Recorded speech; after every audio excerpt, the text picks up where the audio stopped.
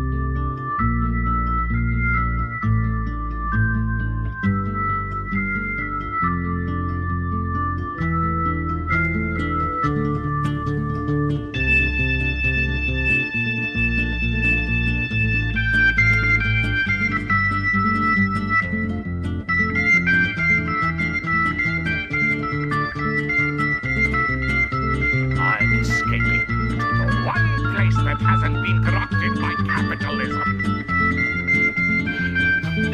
Space!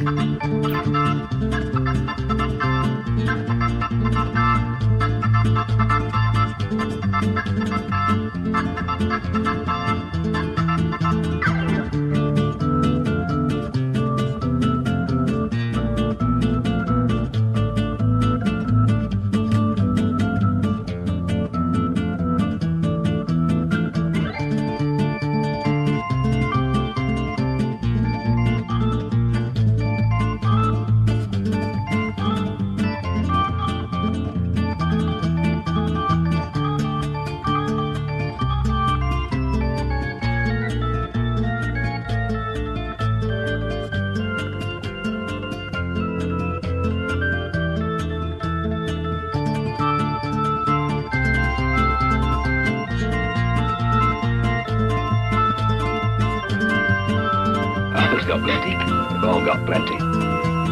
Plenty to go round. I was. Got what it takes.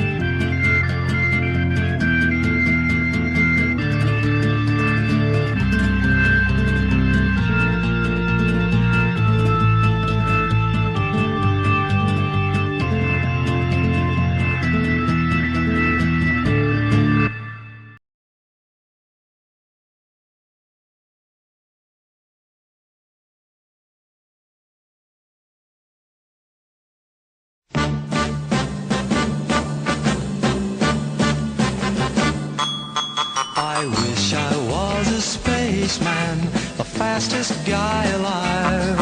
I'd fly you round the universe in 5-ball XL5. Way out in space together, conquerors of the sky.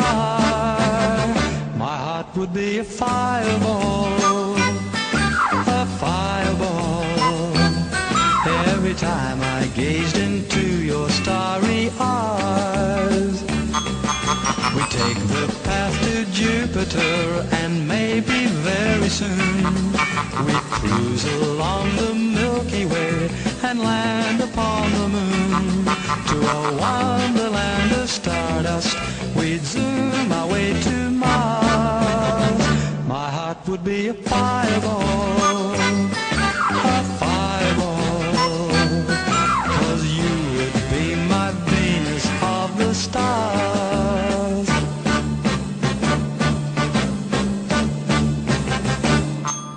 But though I'm not a spaceman, famous and renowned, I'm just a guy that's down to earth with both feet on the ground. It's all imagination, I'll never reach the skies. My heart is still a fireball, a fireball. Every time I gaze into your starry eyes.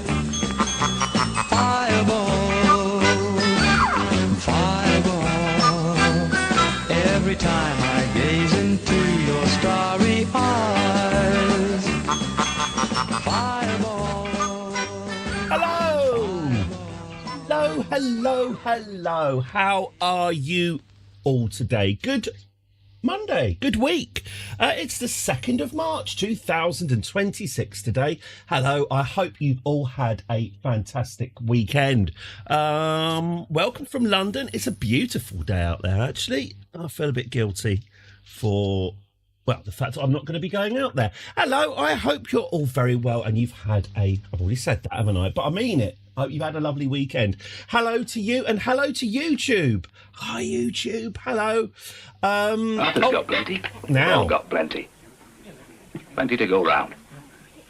My wife's got what it takes. That is, I've done it wrong. It's missing the first my in point. I've only just noticed that just when I was running it a few moments ago. I've missed off the basically it's from when I've exported it. I've left the in point like 5 seconds in. It's supposed to start with Fred's got plenty. We've all got plenty to go around, but I think we've missed Fred's got plenty. Arthur's got plenty. Arthur's got We've all got plenty. Plenty to go round.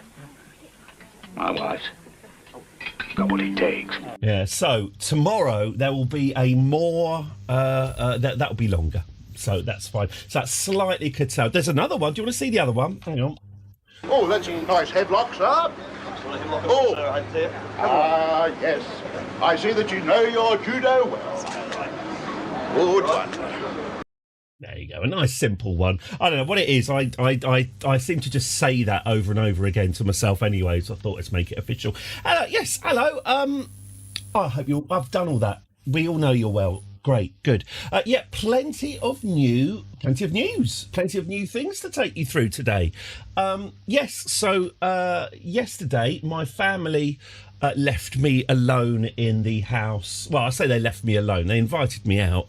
They went indoor skydiving in East London, which is I think where you lie flat and there's a fan, although I'm 17 stone, so it's not going to happen.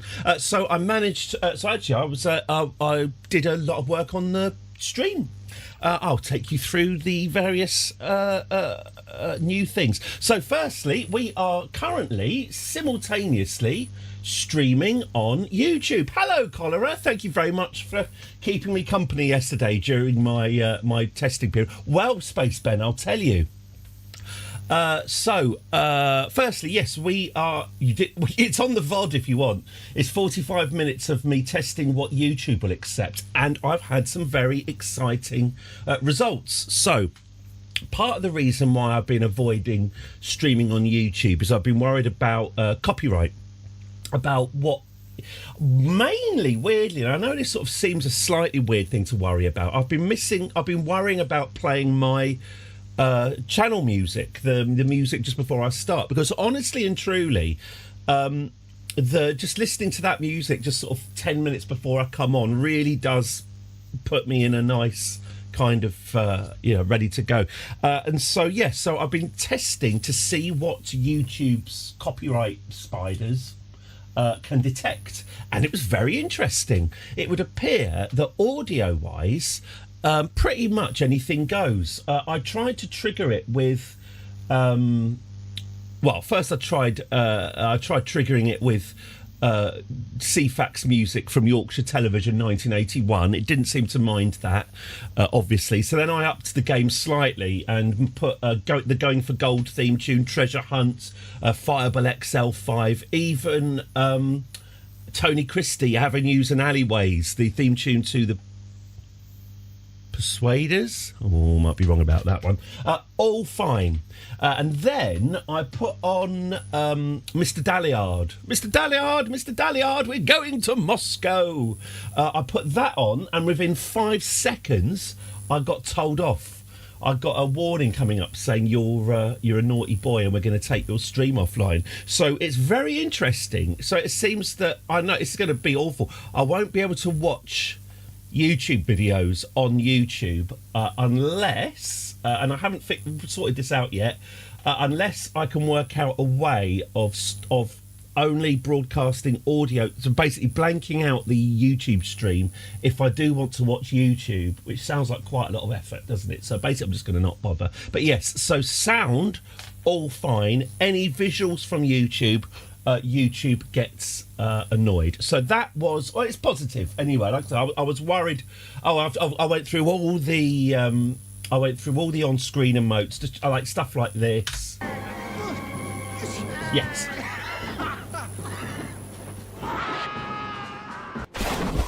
I mean, obviously that's hard. That's, you know, copyright. It's copyright Amazon now, isn't it? But I was going to say it's copyright MGM and Eon from YouTube. Yeah, that stuff doesn't seem to trigger it at all. So that's all good news. The other reason I wasn't streaming on YouTube was to do it legitimately using Streamlabs. You have to pay, it was something like £30 a month to simultaneously stream on Twitch and YouTube, which I've been putting off doing. I thought I'd do it one day, and then obviously I was fully intending to your generous donations on coffee and your bit donations, etc., etc. I was thinking we'll get that money, plough it back into the business, but it turns out nobody does that. I went on GitHub, and there's a very small program that just does it for free. So I'm using Sorayuki. Thank you very much, Sorayuki's YouTube widget, which means I can, in fact, there was a video that came with it to show you, and the example that they showed you was how to broadcast simultaneously between Twitch and Kick. Gave you lots of information about how to set up your Kick account. And I thought, hey, maybe we'll need to come back to this in a few weeks after what will be known as the incident. But don't worry, we're not quite on Kick yet. Don't worry, I'm not hedging my bets. So yes, hello YouTube again. Good. If you are watching on YouTube, by the way, congratulations. Welcome to the day one. What I am going to be doing, I've got to do a little bit more. Is to try and get you YouTuber guys, hello, to come over to Twitch and join us on Twitch. The reason I'm on YouTube is, and by the way, existing Twitch subscribers, by the way, just in case you're getting a bit worried, don't worry, this isn't actually a pivot to YouTube. You know, we're not going to become a YouTube primary stream. Crusader in the title. Yeah, the hang on, because I've zhuzhed up the arcade graphics as well. Yeah, even I was feeling a little bit queasy about.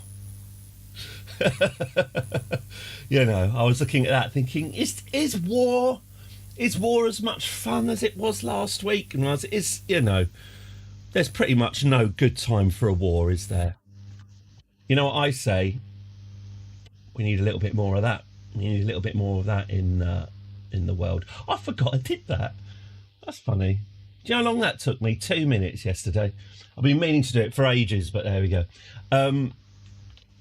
Yeah, so I mean, it's a terrible. I tend to call it CK3 anyway because the Crusades aren't a happy. Fucking find it bizarre. So don't get involved, obviously, but I find it bizarre how the West has a kind of crusade, still got a sort of crusader fetish, that the West still refers to crusades when the Crusades were yes, you're right, Space Ben. I looked at that piece and thought that absolutely needs to rotate, but yeah, that is on the list of things that I ought to be doing. But as I say, that was literally I've never done a piece thing, so yeah, the fact that that is static and that's going to annoy me now that it's static will mean that it will ultimately, yeah, I'll be cycling it. But the Pi is not very good at update. It's not very updatey. That war. Hang on, don't know why I'm explaining things. That's about as stroby as it gets before it starts getting uneven. I think that was about as. If I make the strobe any faster, it starts buffering and it becomes a bit of a nightmare. So it's kind of a 1 frame per second deal. Why am I whittering on about this? Anyway, there you go, Ben. So yes, this has been. Here we go. Oh, peace. Nice. Yeah, I'm doing it remotely. I'm not turning around and pressing on a thing. I've worked out why I was getting the grey box in the top. Yes. So I was talking about Crusades and then stopped, didn't I? Yeah, I don't understand why we fetishised it. Well, I don't understand why the West fetishises Crusades when we lost them.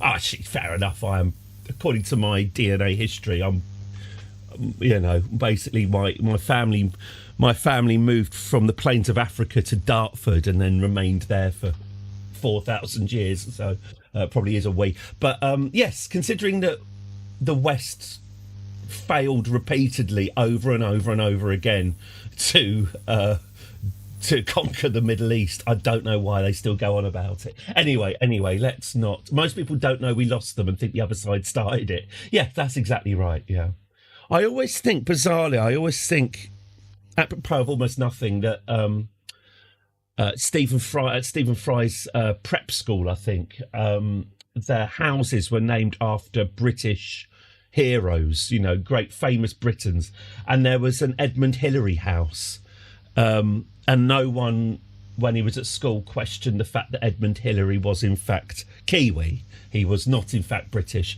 and Stephen Fry says it may very well be that he was Kiwi, but the British just assume just sort of made him British because they just assumed that he must be British and that his New Zealand identity must be some sort of administrative mistake. I certainly grew up myself thinking that Edmund Hillary was British, so I think the British have a tendency to do this. And I'm glad we're talking about Britishness because that is going to be the theme of this series. I'm unsure quite how I'm going to handle it. How much ironic nationalism I want to get away with. But yes, we will try, and having had an amazing time at the other side of the world. The All Under Heaven DLC was cracking, by the way. Really, really enjoyed it. Easily my favourite run that we've done so far. But yes, we're now going to be on the other side of the planet in rainy old Blighty. Admirals Nelson, Grenville, Raleigh and Jellicoe. Jellicoe, also a criminally underrated Starfleet captain, as played by RoboCop's Ronnie Cox. Captain Jellicoe. I'd have watched a whole Captain Jellicoe series if Patrick Stewart had stopped doing it, and others ate also. We had Heath House, named after the one Prime Minister that my school got, but I was not in Heath House, so I was in Man's House, but I don't know who that was. Heath's had the worst tie. We had different ties depending on what house we were. This is grammar school, by the way, but Heath's was just a white stripe, just looked manky. Mine, crimson. Can we dip our crumpets in the tea soggy gravy biscuits? Yes. Yeah, I'll get some beef dripping spam and pork scratchings as well. 3 British foodstuffs. Actually, that's not true. I have had a pork scratching by accident, and in my head, at least, it was a really organic one. It wasn't like one of the ones you get in the packets. It was like a weird sort of transparent plastic bag, a hardtack. Yeah, it had hair on it. I ate it and I thought that just feels like I'm eating a pig, and I was like, oh, that'd be your pork scratchings then, wouldn't it? Yes. So I found out why I was getting power. Bully beef and chips. Big up the. Were Bully beef and chips in the Dandy, or were they in Whizzer and Chips? No, I think they were in the Dandy. I only think they were in Whizzer and Chips because of the name. Stop distracting me with words that make me think. I worked out what the power problem was. You might remember there was a grey box constantly turning up just here, getting in the way, that said that my machine didn't have enough power, even though I found out what it was. And this is actually, it was really obvious. I'm an idiot. The USB keyboard I plugged into this to control it manually is backlit. And if you can't use backlit keyboards in devices like this because the 5 volts doesn't stretch. So So for basically the entire last series, when I just kept on having these annoying little power warnings there, it's because the keyboard was backlit. I only use the cheapest non-illuminated keyboards when you're using a Raspberry Pi. So that's solved.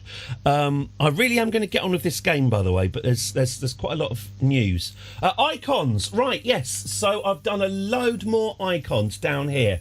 If you already know the commands already, your exclamation mark commands. Again, this is on Twitch. If you're watching this on YouTube, hello, YouTube. Hello. Come and visit us on Twitch. It's good. If you already know the exclamation mark commands, the icons are optional. But yes, I've opened up more of those to you. Oh, actually, no, it's fine. I think it's fine. I think non-subscribers can use it. I've just had a thought. I wonder if non-subscribers can use those icons. I hope so.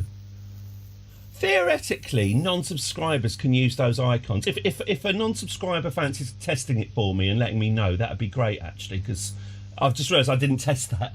But yes, theoretically, non-subscribers now have access for 20, 50 or perhaps 100 channel points. You can activate a little on-screen emote of your choice. But if you already know the exclamation mark commands, you can do that anyway. But I thought it might make the place a little bit more fun, and people do seem to be pressing them as well. So that's new. That's a new thing.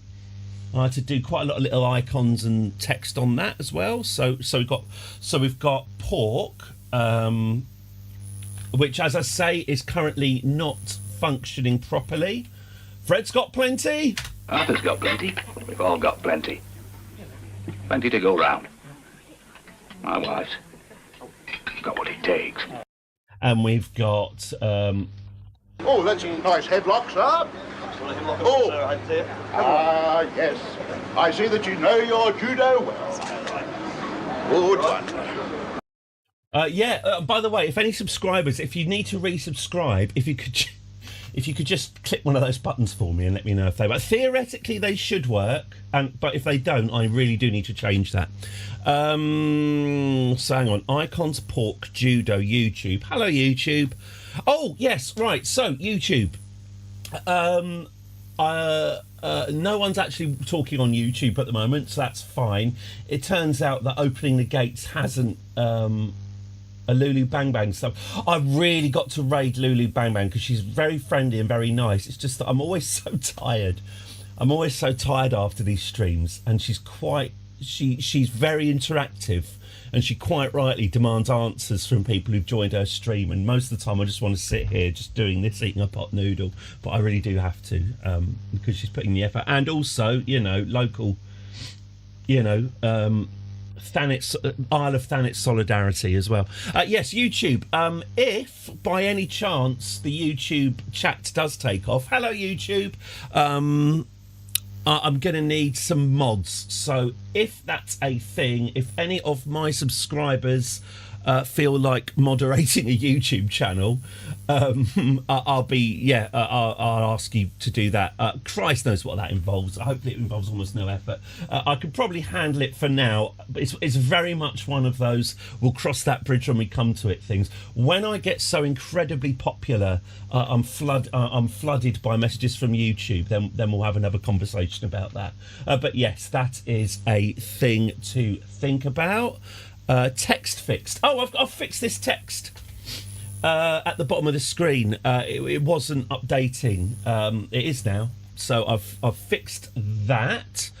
Power Arcade. Oh, that's it. And I think that is me going through all the changes. Good. So, yeah. Yes, that's it, I think. So, I'll think about it.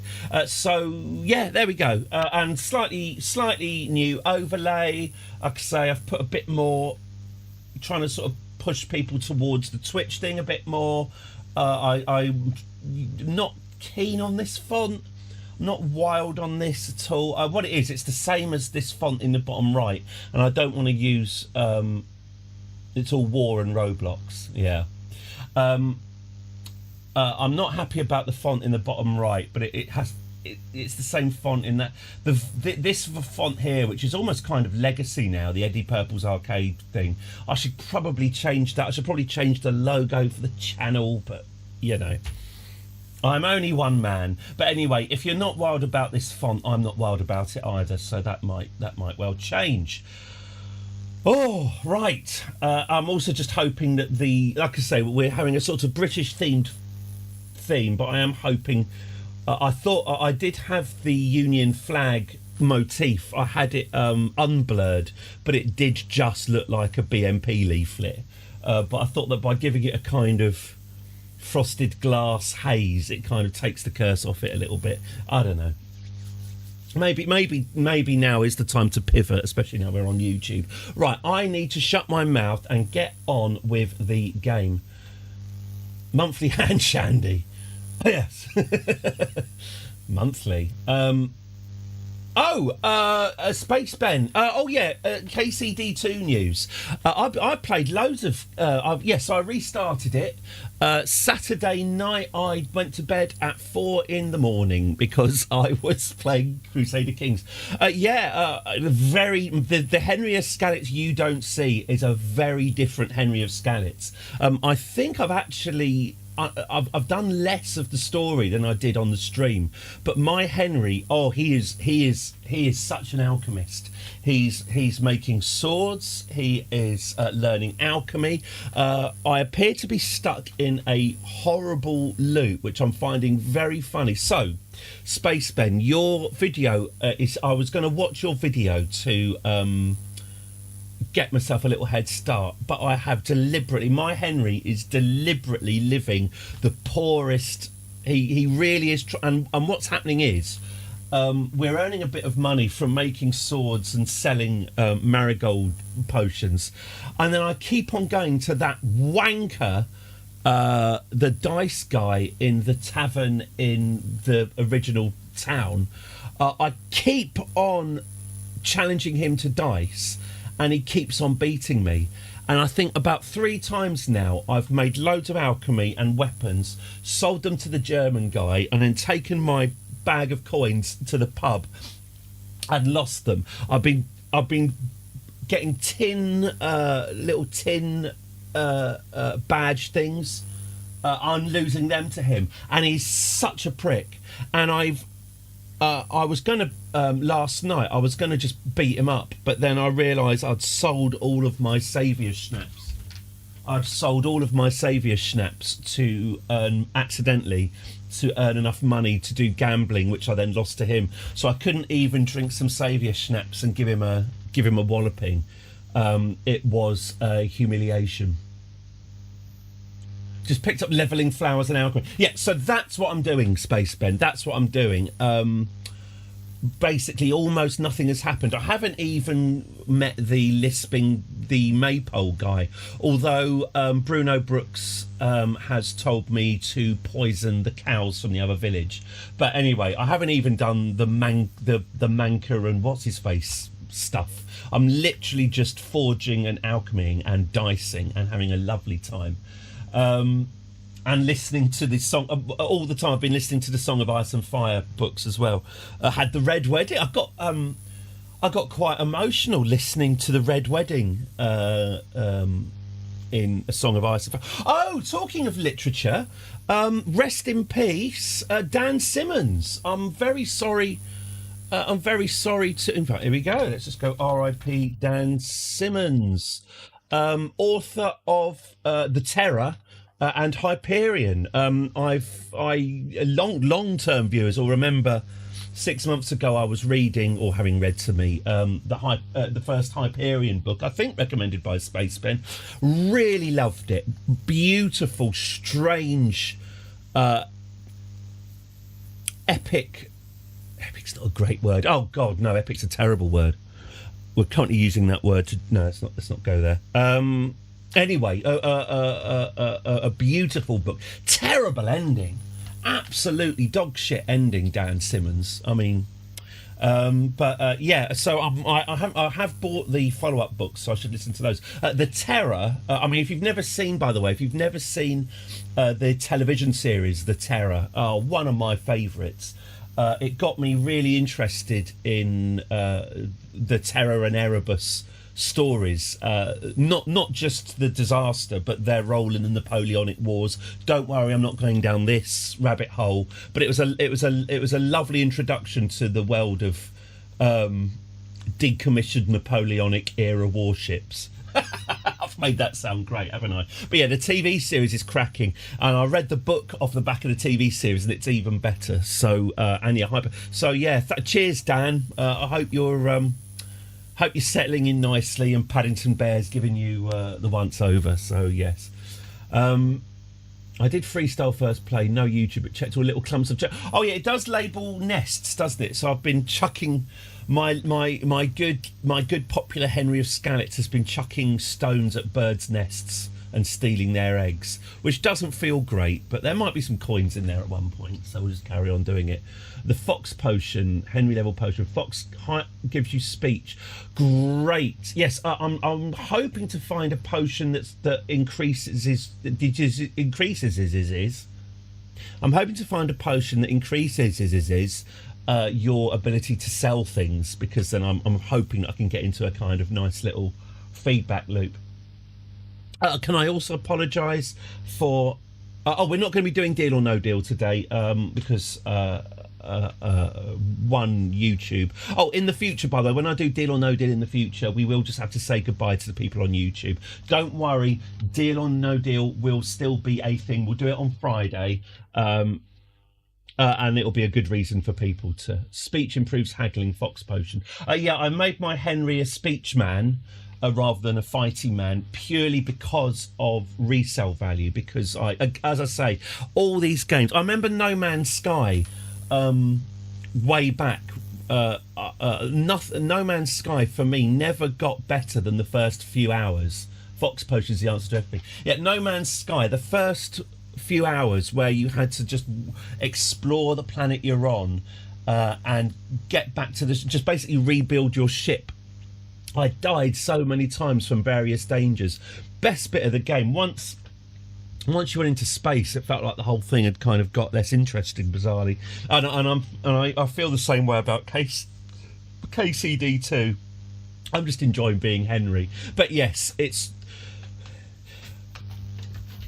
temperamentally. I'm not able to stream like that. I can't sit here streaming for hours and hours and hours doing alchemy and forging. But then if you don't do that, then as we saw what happens when I just don't bother with that and go out assaulting people on the roads for a laugh, and that didn't end well. So anyway, KCD2 is all. I'm having a lovely time with it. So yes, but unlikely to stream it for a while anyway. So that's good. Right, is there anything I've put R.I.P. Damn Simmons. What a beautiful tribute. Get pebbles for free. Oh man, I haven't even found mutt yet. Oh, I'm looking in every toilet. I feel like a fecophiliac. I'm hoping that there's going to be something in a toilet that makes it worthwhile. But I quite like going into people's. Okay, do I want to? Yeah, I'm quite like sort of. Good day to you, Jesus Christ be praised, and then going and have a look and seeing what their turds look like. It does appear that they've given the nastiest, sloppiest turds to the beautiful women. Right, why am I talking about this? Stop, bad idea. Look, new graphics. Shall we get going with Crusader Kings III? Why not? Let's have a look. Just occurred to me, I haven't set this up. Good to be prepared, isn't it? Oh, there we go. Here we are. Right now, who's this then? So this would have been. So this is who we could have been had we. Oh, let me take the gamma. We can take the gamma correction off. Is that too dark now? I'll tell you what. Don't tell me yet. Don't tell me yet. Now tell me, is it too dark? You need to get your eyes adjusted to the new regime, or should I split the difference? Because it looked too gamma-y before, and now it doesn't look gamma-y enough. Anyway, back to Blighty. So yes, in the end, well, we quit the our last run. It looks fine, great. What it is, this monitor's darker than this monitor, so anyway, it's fine. Yeah, we quit. What was it? 30 years early when the Chinese hegemony decided to activate its self-destruct cycle, and we had enough. So that was Japan. We had a lot of fun, but now we are back in Blighty with a new game. Custom character, create a new dynasty. Do we want 1170? But I'm not doing this, by the way. 1178. What's this? Little by little. Oh, I see. So you can start the rise of the Bushi. I see. So you can start playing as Japan during the more sort of shogunate era. Interesting. Oh, we're not going to do that. We're going to be 867. Of course, we're going to be 867. We want a nice ruler. Now, dynasty name. We've already had a few names that have qualified. I think Steelwinger was, yes, Steelwinger, 19 days ago. Steelwinger named a child Gordon Brown. Around the same time, almost Matt named a child Bunny Noel. I am going to take both of those names into account, and we will be the Noel dynasty.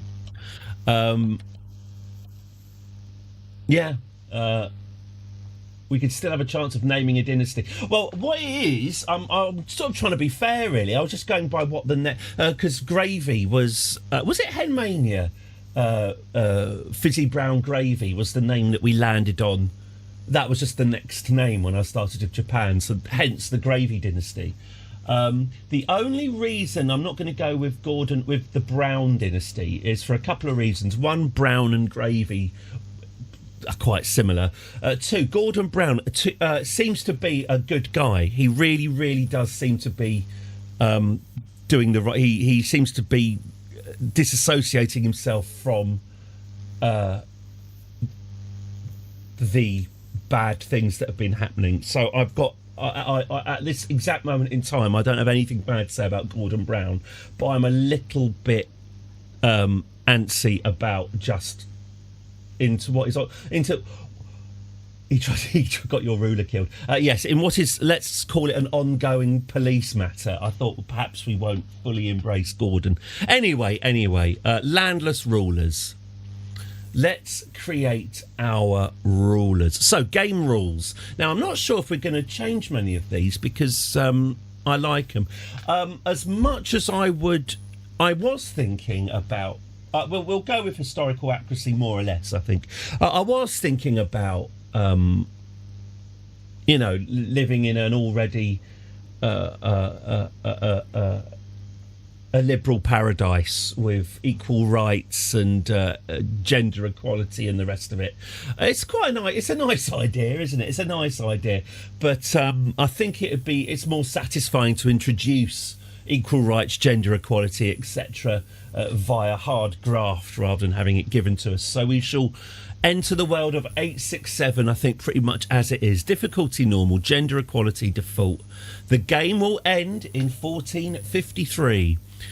Notify historical characters. Notify all. You'll be notified of everyone born within your entire sub-realm. Okay, good. Random harm, dangerous. Accidents, bad luck, and the mercurial whims of fate may inflict death and the loss of health. Random harm, dangerous. That seemed to be about right last time, didn't it? Quite a lot of catastrophes happened, but it didn't seem to be something we couldn't deal with. So let's go with a dangerous world, because it certainly is. Events can happen to anyone. Yes. Conquerors, frequency, default. Every 5 years, there's a small chance for independent rulers to become conquerors. Okay, we'll keep that as default. Bonuses are default. Conqueror's inheritance, primary heir. Okay. Black Death circumstance. So we can go with historical Black Death. It will begin in Central Asia in the 14th century. Organic. Shall we go with organic then? The Black Death will occur in a historically plausible scenario that is reactive to the current state of the game. Oh, one last thing, by the way. The other thing that needed changing was I've been having problems with the chat window where I think people are saying stuff and I've not been seeing it. I'm now using an entirely different chat window system. I'm using the chat window on StreamerBot, which also incorporates chat from YouTube. Hello, YouTube. It seems to work better, but please let me know if I'm missing messages, because I don't know if I'm missing messages because I've missed them. I'm hoping that this is a better system, but yeah, as I say, if I'm ignoring Steelwing, he tried doing the right thing, he got your ruler killed is the last one I got. So if I'm missing messages, let me know. Thank you. Back to our settings. Black Death frequency once. What's this? Black Death, unlimited Black Death. Should we just have one Black Death then? I'd have more than one, but unlimited does sound a little too much. Plague frequency normal. Yeah, plagues are no fun, are they? It's cheating to take them down, really, but minor diseases default. Same-sex relations default. Sorry, fellas and ladies, we're going to have to fight for that one. Same-sex marriage, again. I don't think same-sex marriage is something you can achieve. I might be wrong. Maybe I'm wrong. But I've never seen it as an option when we've been setting up our groovy religions, our graviest religions and so forth. I don't remember that being an option. So I don't know if equal marriage is something you can fight for. Obviously, you know, they're a fair few hundred years away from history. But anyway, we'll keep that as default. This is the sexy clause. Sexuality distribution, bisexuality. Again, I was slightly wondering maybe everyone should be cold and bloodless. Essentially the Vulcans. Well, every 7 years, one of my characters will just have a ponfar and get incredibly violent and horny, and then be bloodless for the rest of their existence. Now that's interesting. Yeah, that's interesting. So I just got that robot spam bot thing there. That came up on my Twitch dashboard, but it didn't come up on my new chat thing. Oh, that's annoying. Look at that text. That's... Hang on. Sorry, 1 second. Oh, I see what's happened. Let's get that moved away. Hang on. Ooh. There we go.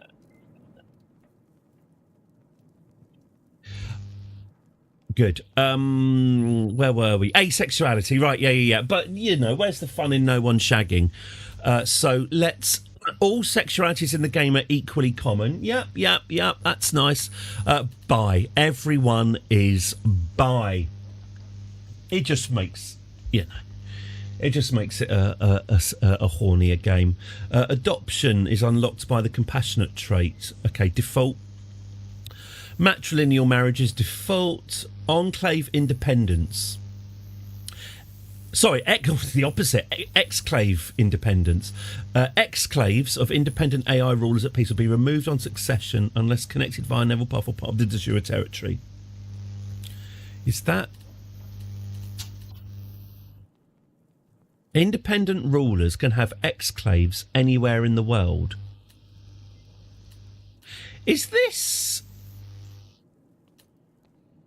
to hobble the AI? I'm going to turn that off, I quite like having an exclave. I don't see why it should be removed. I get a feeling that as... Anyway, let's see what happens if that's off. Let's see if there's any difference there. Legend spread chance normal, legend cost normal, historical legends dynamic. Yep. Hey, one of my favourite setting. The name of Byzantium, we can call it the Byzantine Empire, the Eastern Roman Empire, the Roman Empire, the Empire of Romania, the Empire of the Greeks, Basileia ton Romeon, or we can call it the Unholy Roman Empire. We will call it that. Realm stability default, culture frequency default, hybrid culture restrictions.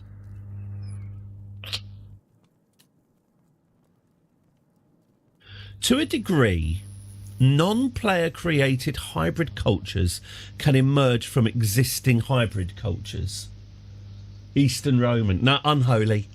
I'm going to go with this. I just like the word relaxed. Just makes me feel a bit more relaxed.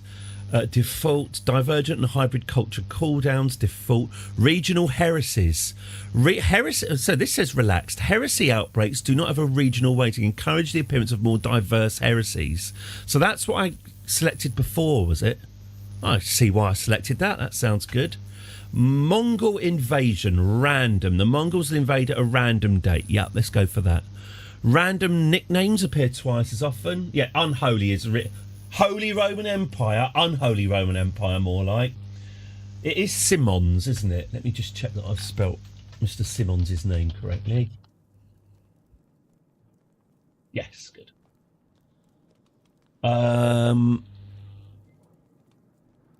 Casus belli costs, default. Culture conversion speed, default. Faith conversion speed, default. Diplomatic range. Diplomatic range is turned off, allowing anyone on the map to interact with anyone else. And there's a little... significantly alters the gameplay experience. No, let's go with default.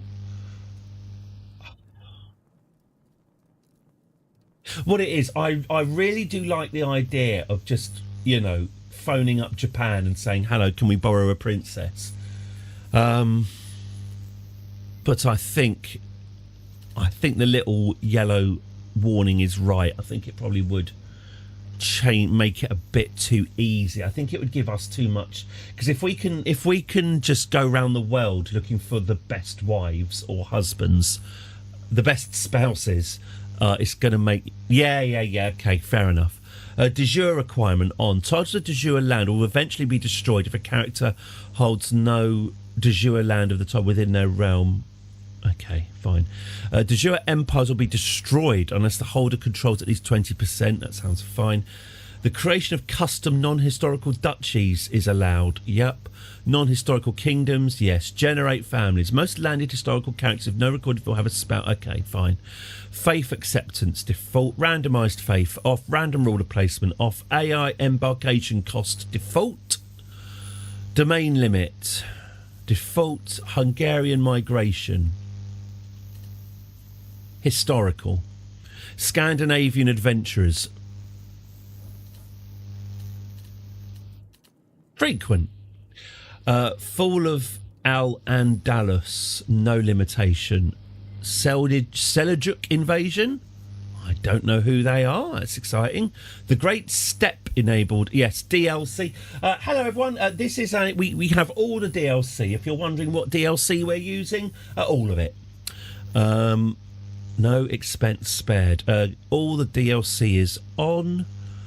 The petty kingdom of Munster is ruled by King Murchad in 1066. Ah, yes, we'll keep that on. Outcome of the Norman conquest. We'll go with mechanical. Default.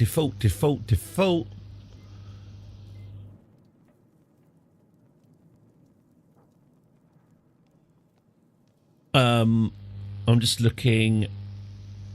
There's a lot more options than there used to be. Max amount of landless adventurers. Oh, well, let's have the maximum amount of landless adventurers then. Coronation laws. I think that's our settings. Seljuk are Turks who took over Persia for a bit. Thank you very, very much, Space Ben. Thank you. Apply. Okay, so those are our game rules. Have I changed anything? Everyone's by. I think that's pretty much it, wasn't it? Lovely. Okay. Create your own adventurer. Create your own adventurer. Landless rulers. Okay. So let's head away from our previous home of Japan. Ooh. Let's go to the other side of the map. And let's start in my hometown, or my home constituency of Canterbury. Create my own adventurer. Don't mind if I do. Now, should we first of all, shall we let's spin a few wheels. Let's get some decisions made for us. Wheel of names. Let's go with male or female first. It's a bit early to be imposing rules. Watched Life of Brian with the kids. My wife told me to make sure that I covered their eyes when Graham Chapman's penis is on, and also Judith's, full frontal Judith. But then my wife fell asleep, so my children saw the lot. My wife woke up just in time to see it as well, so I was shouted at. I think there comes a point in a child's life where you're just going to have to accept that you need to see Graham Chapman's penis. Okay, I'm going to keep. You know what? I'm going to be well woke. I'm going to be very, very modern, right? I'm going to do what I've seen a lot of games I've been doing recently, and I like to be modern. So we're not going to say male or female. We're going to say body type A and body type B. I like the way it's made body type A blue and body type B a sort of pinkish colour. You can draw your own conclusions from that. Right, body type A or body type B?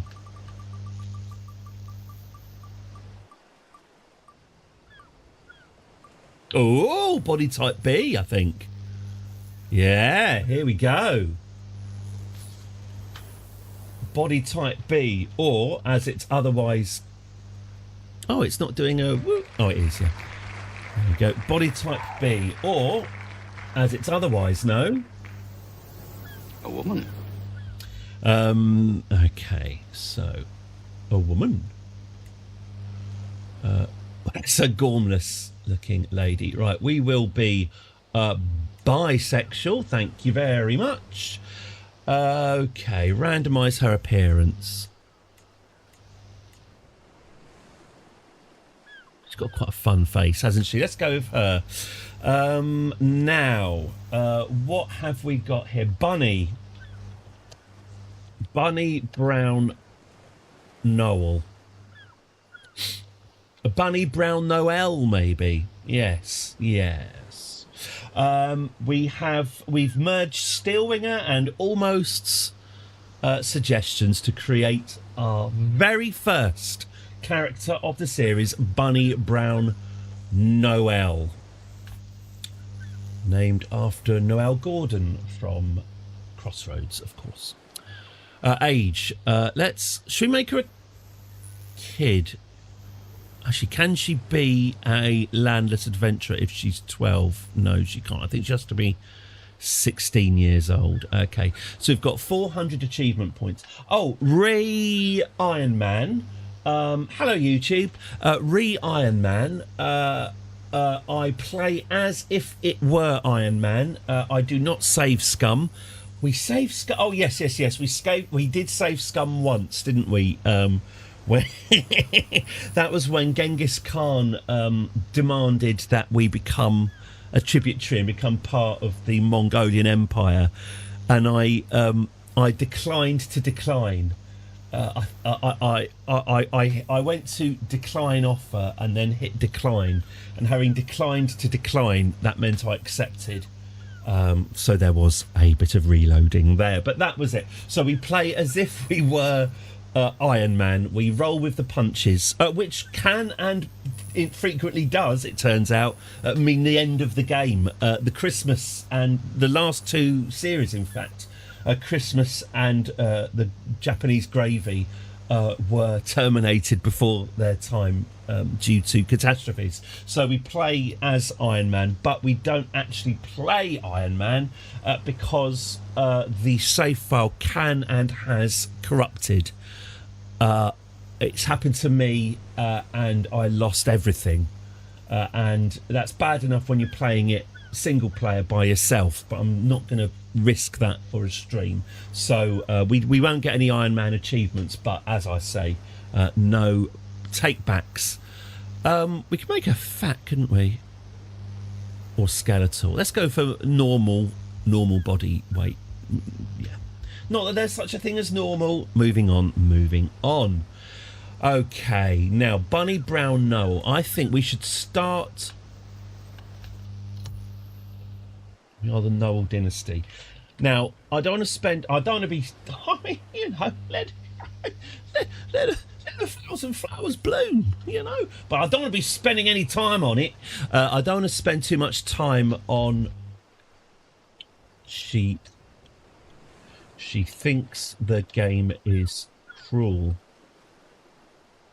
British pork heraldry. You're right. It should be Britain. It should be British, shouldn't it? He thinks the game is cruel. I've heard the game. Well, he thinks the game is many cruel. things and described in different ways. I've never heard anyone say it's cruel. What made you marry a wimp?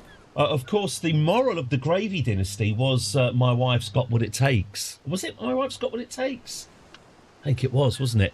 All right, let's go for some British pork heraldry. Let's start from scratch.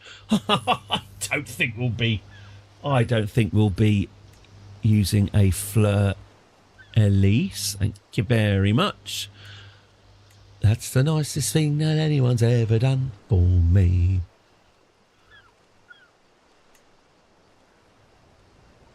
By the way, I hope you watched Albert Finney's Scrooge over the festive period. I always enjoy it. I hate people. So, British pork. Maybe I can find a pig of some kind. Let's have a look. If we go for animals, can we find a pig? Bats, bears, lions, bees. There's a hog, but that's not quite the same, is it? There's a cow. There's plenty of cows. There's a rampant cock. There's a duck. Well, we've had the duck, haven't we? Various birds. There's an elephant. Various elephants. A parrot, a goat, a frog. I'm not sure what that is. It looks like a sheep that's in some distress. Is it a sheep being winched by a helicopter? Like that sheep that they found in the Highlands that was living in that crevice for 3 years.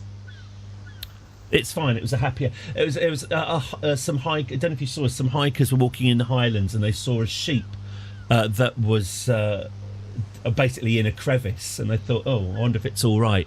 Then a few years later, they were in the same place, and the sheep was still in the same crevice with a massive load of wool on it.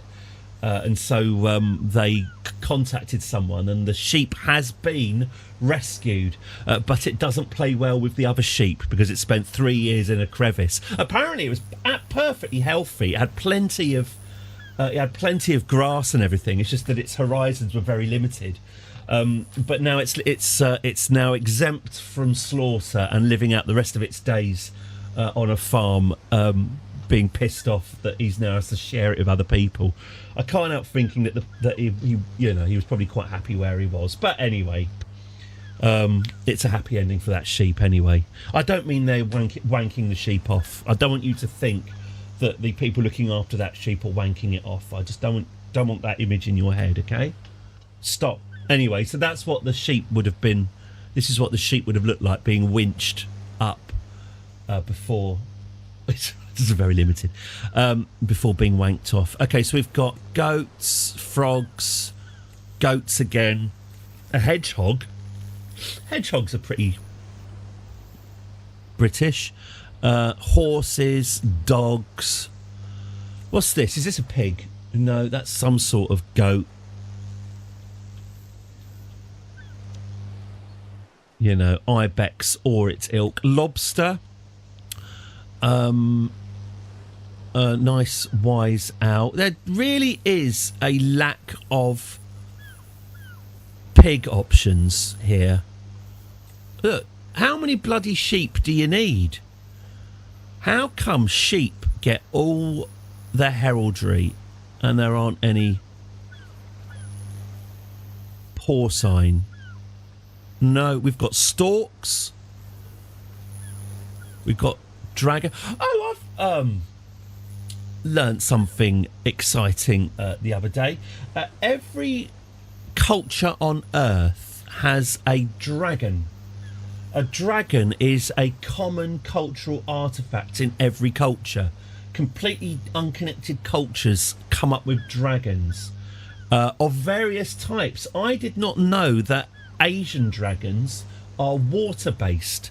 That the flappy wing fire-breathing dragons are Western dragons, and Asian dragons are much more serpentine and I was going to say aqueous, but basically water-dwelling serpents, whereas Western dragons are kind of fire-breathing reptiles.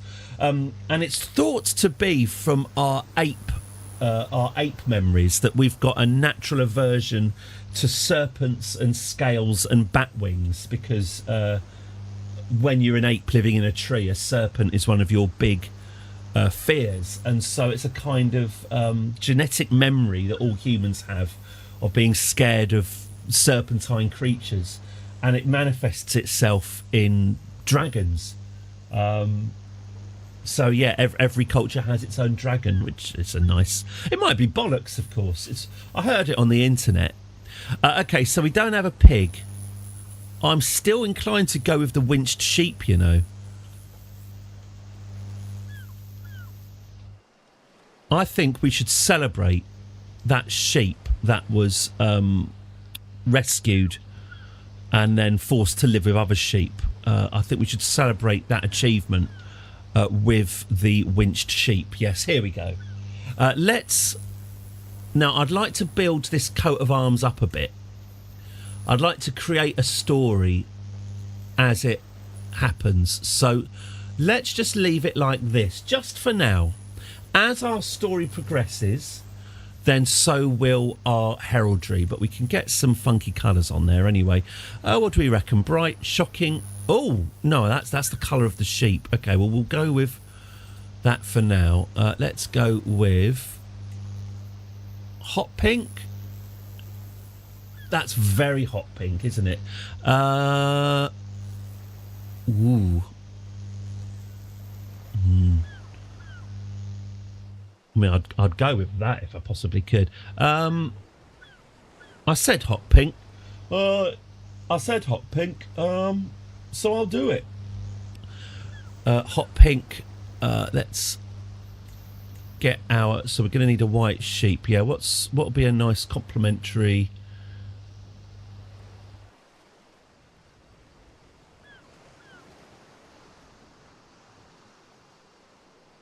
Problem is, does hot pink go anything? I think we might have to go with, yeah, just the blue harness on the hot pink. Yeah, okay.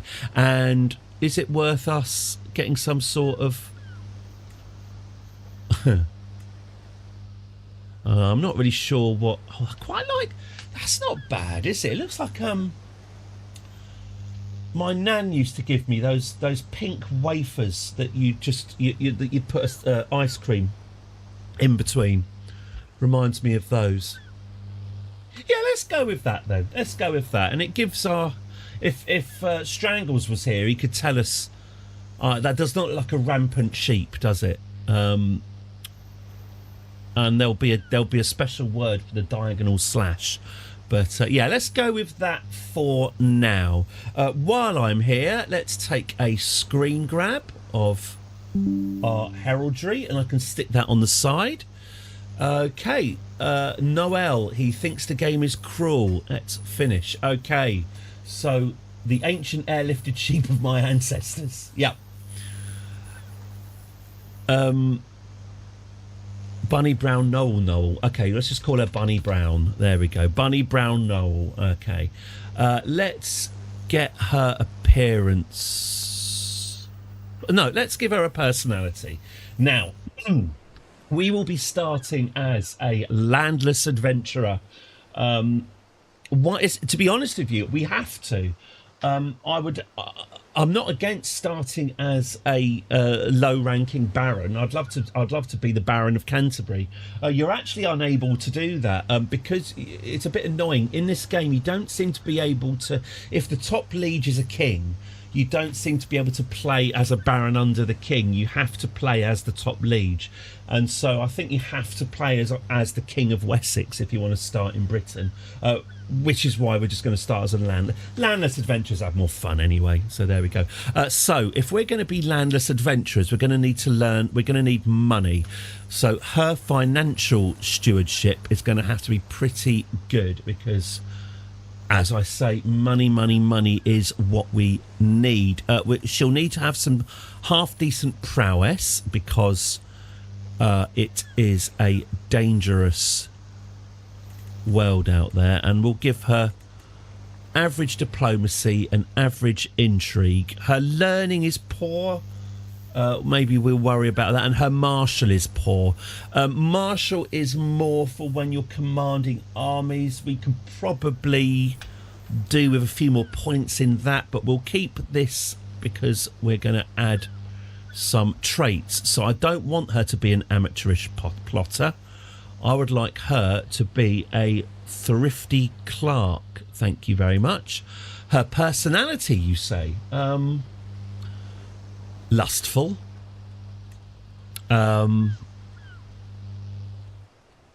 Ambitious. Eccentric. Absolutely. Let's have some fun. There we go. We're already on 331. Let's give her some negative traits, shall we? Hash head. Yup, she loves the hash. And give her one leg.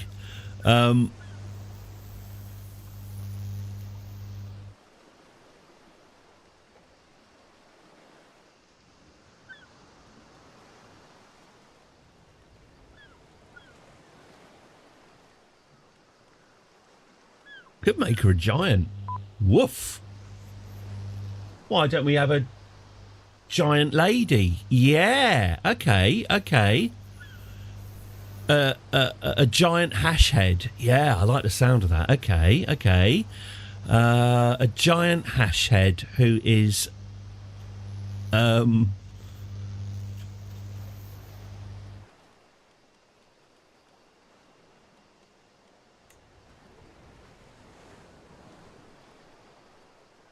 should we just make her slightly intelligent? Should we make her quick? There we go. I think we've bust our we've bust our customization points. Okay, well let's bump up her marshal a bit. Let's just get this stewardship. There we go, 19. Let's get her learning up a bit. Okay, she is a big lady. All right, so 93, intrigue 96. Okay, so our customization points, you can obviously customize all the way up to as you can customize them as much as you like, but let's keep ourselves within the recommended limit. More to love, absolutely. So she is a thrifty clerk. She, when it comes to investments and administrations, blunders in the art of steward are still the norm. Hurts your stewardship. I don't know if you care. She used to care, but then she put on a bit of Bob Marley, you know, a bit of the Floyd, and her cares just seemed to fall away. She's lusty. She's a lusty lady. We can have some fun. Lusty and bisexual in 876. Lock up your sons and your daughters. People of Canterbury. She's ambitious and she's eccentric because that's fun. A hash head giant. Fantastic. Okay. Let's adjust her appearance. Now.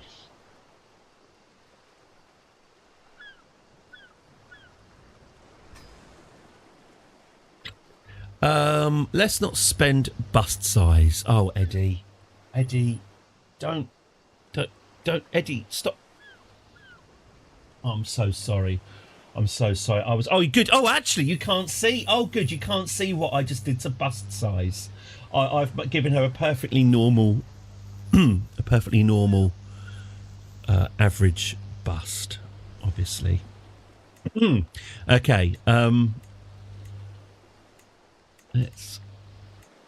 We saw them move. Okay, let's give her. There we go. Let's make her slightly less pasty than your average people from. Should we give her stubble?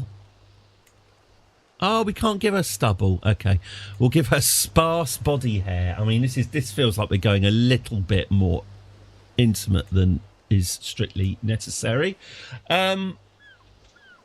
Facial structure. Oh my god. All right.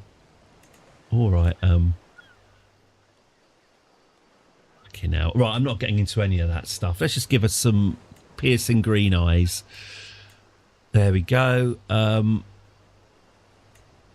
Nice big eyes, maybe. Whee! Oh, there we go. Whee! She can look kind of permanently surprised. Eye socket detail. There we go. She's got a bit of a Mr. Punch chin. Bless her. Let's oh,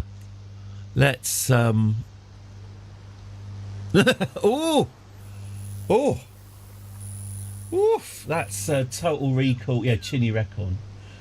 People who call boobs busters have a special place in hell. I think that's the first time I've ever heard that, but I definitely hate it. I think of Buster Bluth as well. I do like the Total Recall eyeballs. Yeah, all right. Yeah, we'll go with the mad, but I think we'll rein in the chin a little. I feel a bit bad about her chin. There we go. There we go. Hairstyle, most important of all.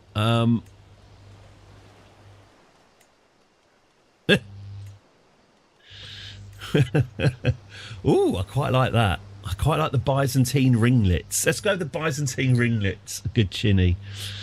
There we go. All right. Oh, she looks fine to me. That looks like a lady. I will just take a quick picture.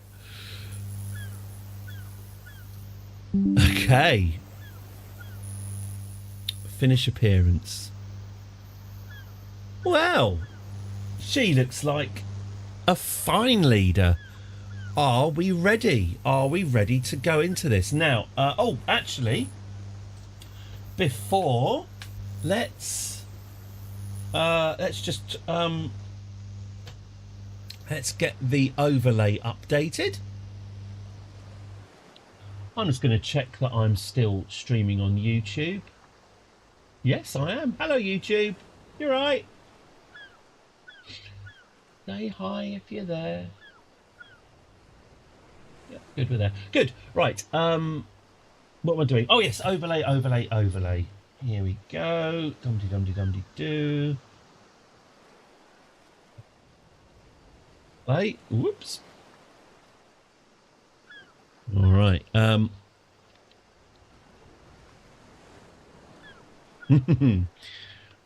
have a look.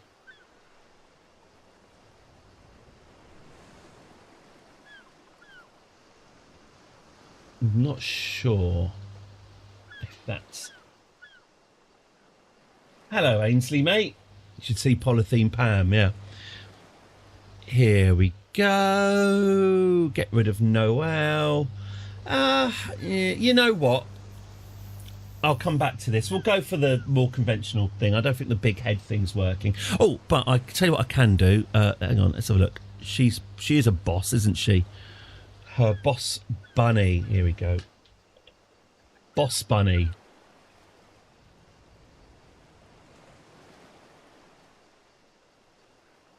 Started in 876. Okay. Let's see if we...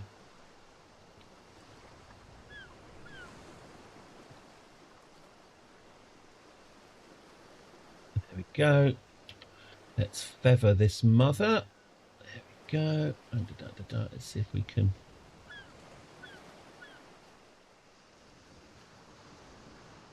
well, we'll go with it for now. We'll go with this for now. Day one, Boss Bunny started 876. Oh, yes, my coat of arms. Let me just grab the coat of arms. We'll stick that there. Good. Oh,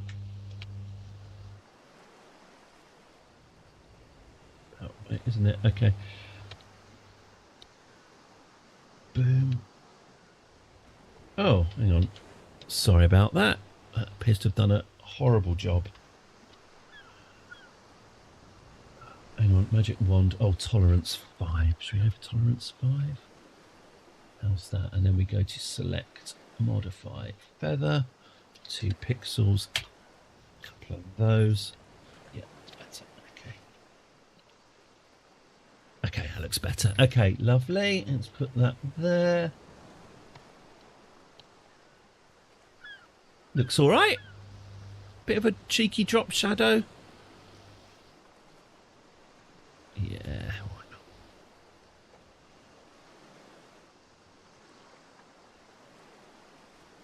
not? And now it's going into my, hang on, day one. Can move down slightly. Yeah, this is the sort of thing I could have done off stream, but there we go. All right. Let's save this.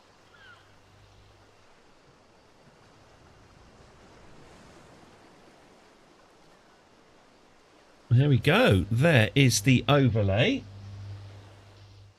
for...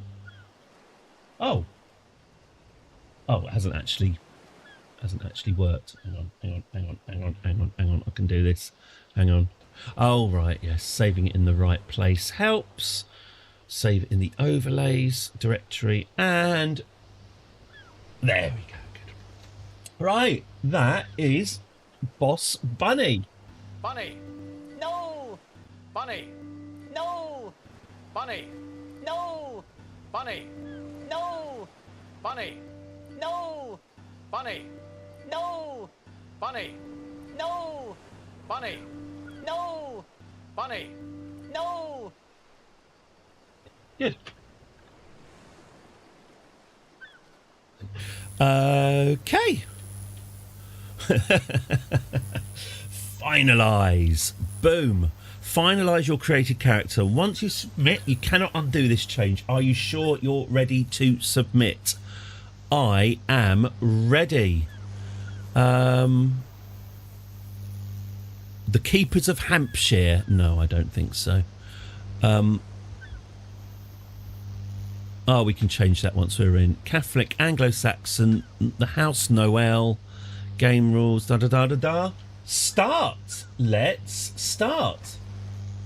Hooray! We're off. We're off. We're off. Series 4. Woohoo! The path ahead stretches on and on, a lonely winding thread.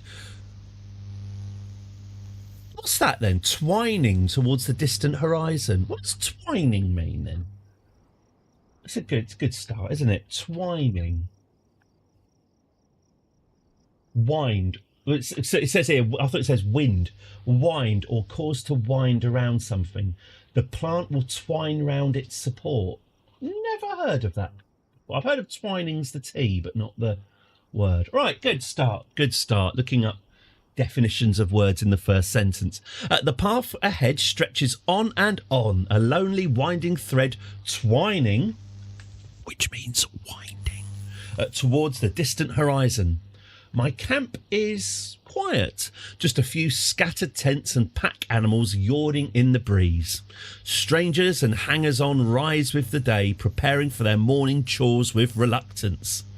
Most are the miscellaneous chaff that's not very nice. Miscellaneous chaff that flit in and out of a group. YouTube on the road with each new settlement. Few faces catch my eye as ones I recognise, at least in more than passing. With these folk I shall build an empire.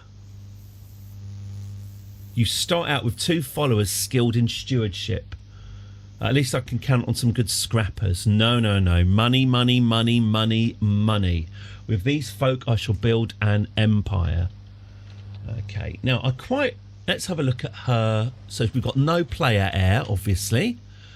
We've got no lifestyle chosen. Let's choose a lifestyle of stewardship. You know what? I was going to...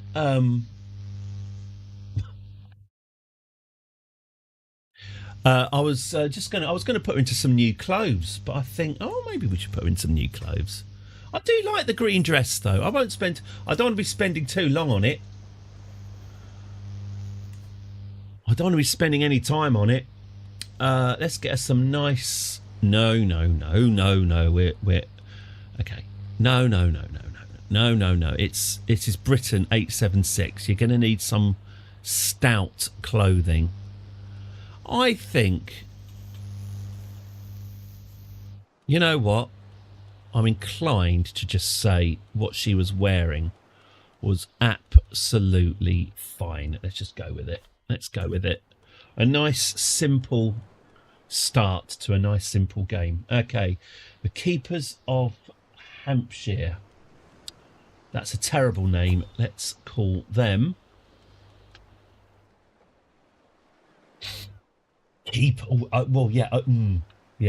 Keepers is not a group I want to be part of.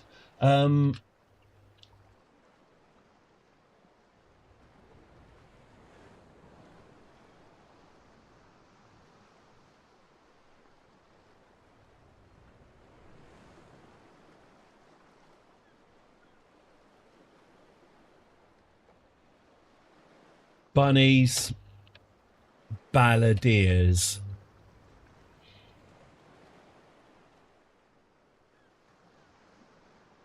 Balladeers. I spelt it correctly. Excellent. Good. We'll call ourselves Bunnies Balladeers. I'll call them balladeerish. There we go. Fancy lady, or fancy that. Hello, Zorlak, 1966. Hello. You are the very first person to talk to me from YouTube. Hello, welcome. Come join us. Come take a seat. Here we go. Bunnies Balladeers, the balladeerish. There we go. Customise our title. Right. Available camp purpose. Now, I do like being criminals. I do like crime. We'll call ourselves wanderers at the moment. Maybe we can specialise. Gender law, male preference. Now, I assume that we don't have any mechanism for changing that. No. Okay, well, we're going to have to work within the system that we've got. Camp, level 1, Winchester. We've got 81 gold in our pocket. We could... build something right now. We could build supply capacity. Let's build ourselves a supply tent. You're going to play a similar ruler with me at the same time along the way. See who becomes an emperor first. Supply tent. Right, we're building a supply tent. Hopefully it doesn't completely impoverish us. No player heir. Well, yeah, that's going to be an issue. Okay, and we are starting in... Oh, we're starting in Hampshire. We're not starting in Thanet after all. And what do we have here? Rescue a fair subject. One of Earl Alfred's fairest courtiers has not returned from an incursion into the woods of Dorset. The Earl's court eagerly offers a reward. Our very first quest. Rescue a fair courtier from the forests of Dorset. Are we up to it, gang? Are we up to it? Woo! Let's go. Let's answer the call. Travel to accept. Absolutely. All right. Pick a camp focus. I'm holding off doing that yet because, as I say, I'm not quite sure if I want to be a criminal or not. Let's see where the spirit takes us. Caravan master. Oh, good. So oh God, who are our friends? We've got 2 friends here. Let's introduce ourselves. We have 2 followers. Edberg the Craven. Okay. Edberg the Craven, my courtier. She's craven, temperate and compassionate. Maybe she's quite hot. Maybe we should seduce her. Let's adopt a successor. As an adventurer, you can adopt Edberg into your dynasty and make her your designated heir. Now, there's an interesting idea. We won't do that yet because she might be terrible, but we should definitely seduce her. Excellent news, by the way. Edberg is very easy. That's very easy. Let's seduce Edberg. Admittedly, we're not going to get many babies out of it, but Cop Siege. Right, Cop Siege. He is a magnanimous paragon. Beg your pardon. He's a magnanimous paragon. We should probably seduce him as well, but I don't think we can. Can we? No, we can only seduce one of our followers at a time. Cool. Well, we'll keep him on side anyway. Okay, so we're going to seduce Edberg the Craven just for something to do. Edberg can be our doctor. She can take down our particulars. That's more of a... Oh, she can also be our second. Yeah, go on then. And our stooge. Why not? Oh, I don't have anyone who's capable of being a bodyguard. Okay. So let's go and save this damsel from the forests of Dorset.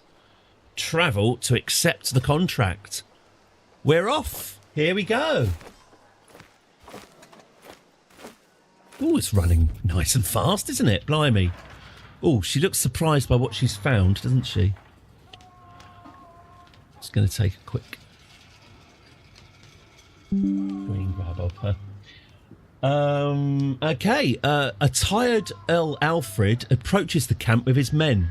The horses stop right before my tent as I get up to greet them. That damn woman, I hear the Earl mumble. Oh, I bid you good morning, Bunny Brown, he says, wiping the sweat off his forehead. It seems that a most beautiful woman has been lost in the woods, and my courtiers will not stop lamenting until I bring her back. All right, well, your courtiers could have... Okay. A fair woman to the rescue. All right. It's our first big job. The muscle. Right. Okay, I see. So the problem is we don't really have a lot of... We've got... So Edberg the Craven can be the outcast. An outcast can be a great insider.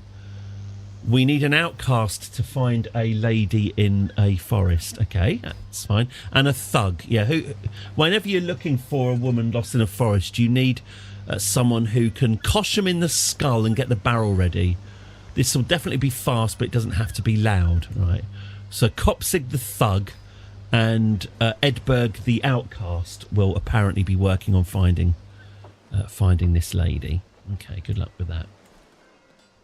I recently had a pretty appalling commercial that started with, "Tell me, do you have another?" But it was a dentist asking their client. Yeah, the YouTube adverts are wild, especially the first 5 seconds. I had one for ages that was just a guy that just said, "The shower gel you use every day is shit."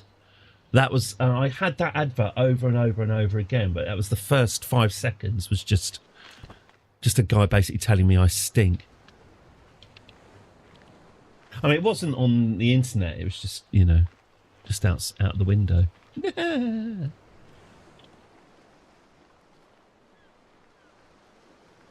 Oh, we carried on. We're almost completely up to date with 7 Up, with the documentary series. This is very rare. I was properly crying. I had tears pouring down my face. I was so emotional. I was emotionally distraught watching the most recent episode. And believe me, this is I am more or less an entirely dried up husk of a human being. But I was crying quite a bit. Because I've been... so this is the series where it started in 1964, where they found a load of 7-year-olds, and the thesis is at the age of Ellie Simmons. She does look like Ellie Simmons, yes. Paralympic gold medalist swimmer Ellie Simmons. Yes, you know these kids from when, or you think you know these kids from when they're 7, and we've watched these children grow up from the age of 7 and watch their lives develop. Hello, Zy2522. I'm very good. How are you today? I hope you're very well. What's the idea for this series? Well, I'm just going to check Zy2. There we go. Oh, I do. Hang on, do I? Yes, I already follow you. Hello there. Nominally, it's a celebration of Britishness, but I cannot put big enough parentheses around that. Don't worry. This is not the far right pivot that my viewing figures probably desperately need. But yes, we are in Blighty, and we are currently searching for a missing maid lost in the forests of Dorset, which I assume is the New Forest. Hopefully she's hanging out with those wild horses. The New Forest is lovely. We used to... Oh, yes, sorry, 7 Up. So, a few of them have died now. One of them got... Oh, my God. Well, this is the one that made me cry.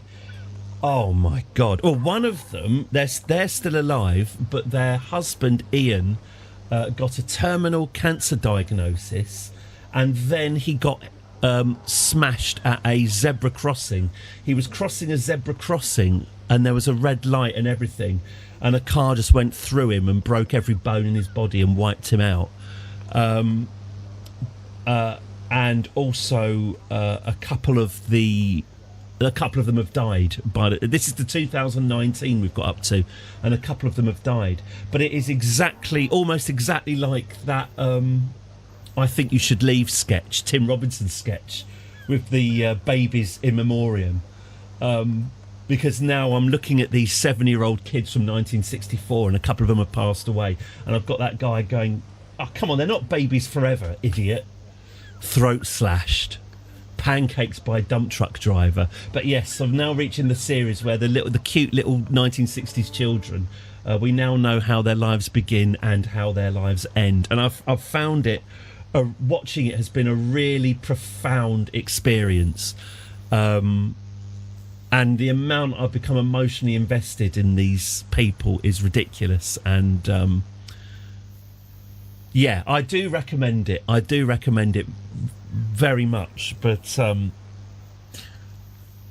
I didn't think I'd become quite as invested in it as I have been. So yes, I was in floods of tears on Saturday night watching that, thinking, oh look, I'm actually crying. I'm experiencing a human emotion. So it's good to know. Good to know I've still got that.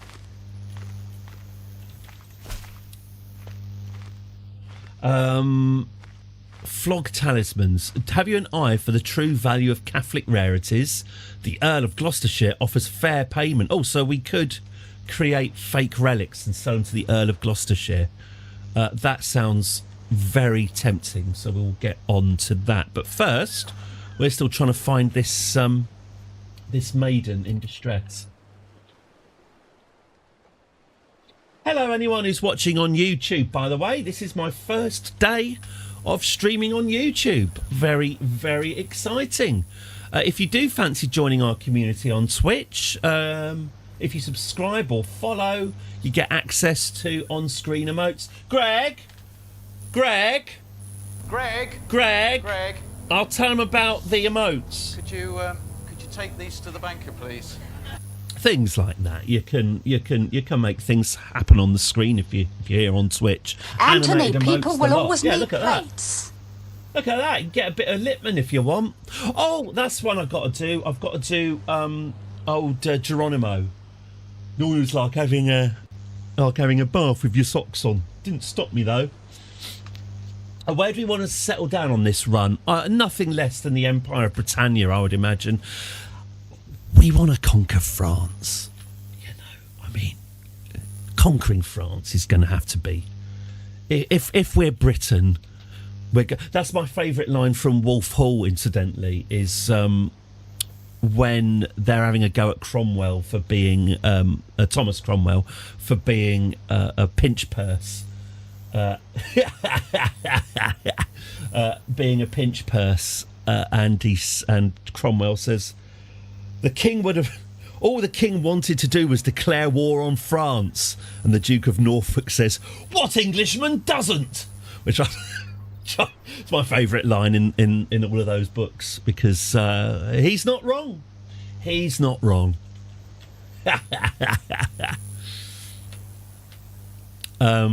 So yes, I think the Empire of Britannia and maybe fold in a bit of or all of West Francia would be a nice start. And as always, hang on a minute. Who have I forgotten? Who have I forgotten to keep tabs on? Who have I forgotten to bookmark? Just the big man, the fella down in Rome. We haven't even had a look at him yet. Pope Nicholas, 67. Oh, don't worry. He's not going to be long. Pope Nicholas is ailing. Very soon we will have a new pope. New series, new pope. Very, very exciting. I tell you what, shall we leave that as a little surprise for anyone who doesn't know what to expect when Pope Nicholas, bless him, moves beyond the veil. Right, let's get my other follower. Is it Copsage? Let's get him bookmarked. Okay, now how's this Dorset thing going? 46 more days. Okay. Oh no, okay, we've still got a little bit longer. Okay, that's fine. And we're trying to seduce Edberg. Yes. Yes, sorry, religion. Yes, sideshoe. Yes, absolutely. So my goal usually, this is why I then remembered the Pope. My goal is almost always to create a groovy religion. If we can, I mean, as I always say, if you want to get rich, you know, form your own religion, especially one with communion. That's what it's called, isn't it? Yeah, anyway. Yes, this is historically accurate as of 867 AD. Obviously, at this timeline, we are... It fragments from now. But yes, forming our own religion is A, money spinner. B, will genuinely make us a lot stronger because we'll women, you know, maybe letting women have a participate in running our realm, you know, double our workforce. Seems like common sense to me. And we'll also shed ourselves of a load of social hang-ups. But that is centuries away. For now, we are going to have to cleave pretty closely to the Catholic Church. Becoming a heretic at this point in history is not a great idea, but yes, we absolutely will be forming and creating our own religion. Right, the search for the lady lost in the New Forest has reached... well, it's basically as far as that's going to get. Oh, okay, so we still need to just wait another 65 days and we can call an end to the search one way or another. If we fail the contract, there are other contracts. Right, what's our camp purpose? We are wanderers. Equal chance to find contract of any type.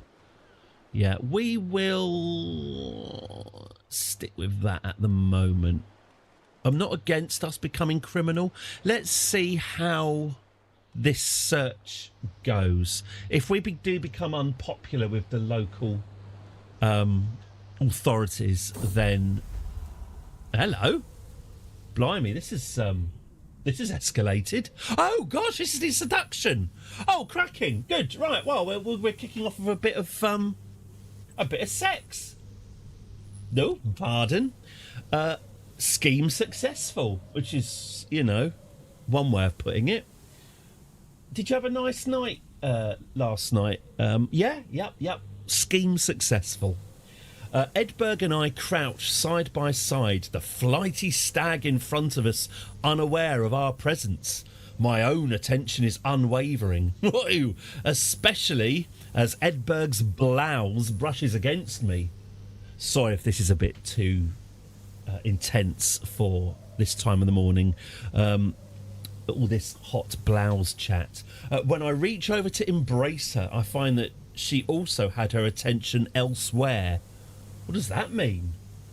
Don't say, did she have a wide on? That's not very nice, Eddie. Don't use phrases like wide on, especially on YouTube. People don't like it.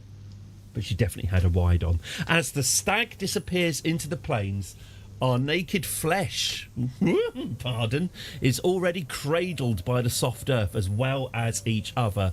Good. Good. That's some sex there.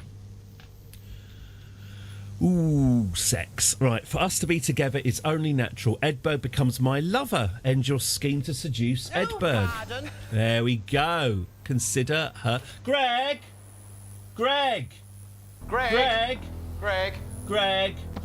Cradled by the soft earth. Could you take these to the banker, please? Cheers. Excellent. Right, well, all we're going to have to do now is romance Edberg, who is, as we've said before, very easy. I'll sing her a love ballad. She won't resist my charms for long. Oh, Edberg could be a quartermaster. I suppose that's quite useful. Okay. Oh, yes. Here we go. So, can we... Oh, no. Yes. Can we find... Seize the moment. Let's rescue the fair maid from the perilous ponies. The terrifying wild ponies of the New Forest. Succeed or fail? That'd be a failure. Would you care to explain what this is? Earl Alfred storms into my tent, throwing a red-soaked handkerchief over the table. Oh, dear. The guards found it while patrolling the woods. It has an emblem that I suppose you'll find familiar. Oh, now I have to deal with agitated courtiers and broken-hearted officers. Do not expect to receive the full payment. We didn't succeed. We didn't find the lady in the New Forest. That was a failure. Back to the wilds. Okay, that was a waste of time. Okay, so that's the legitimate work didn't work out there. Our journey is violently interrupted by the sound of tearing flesh and gnashing jaws and the desperate cries of a man about to meet his end. Ooh, pardon. The noise is so horrific it must have come from the depths of hell. Attempting to track the source, we find a desperate knight struggling with a wild stag. His blade is wedged between the beast's jaws, but his grip is beginning to falter.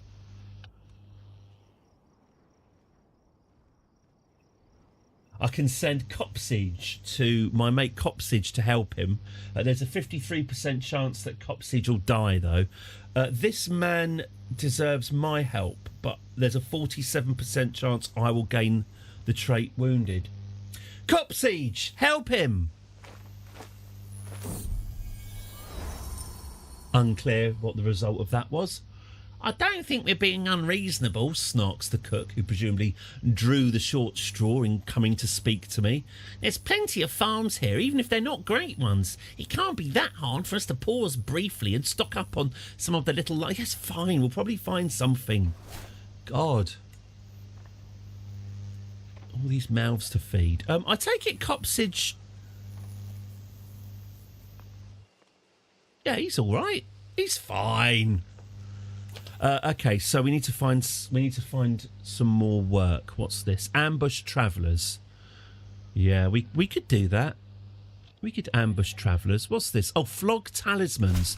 Oh yeah, should we create some? Let's create some fake scout for talent. Yeah, that's a good idea. Let's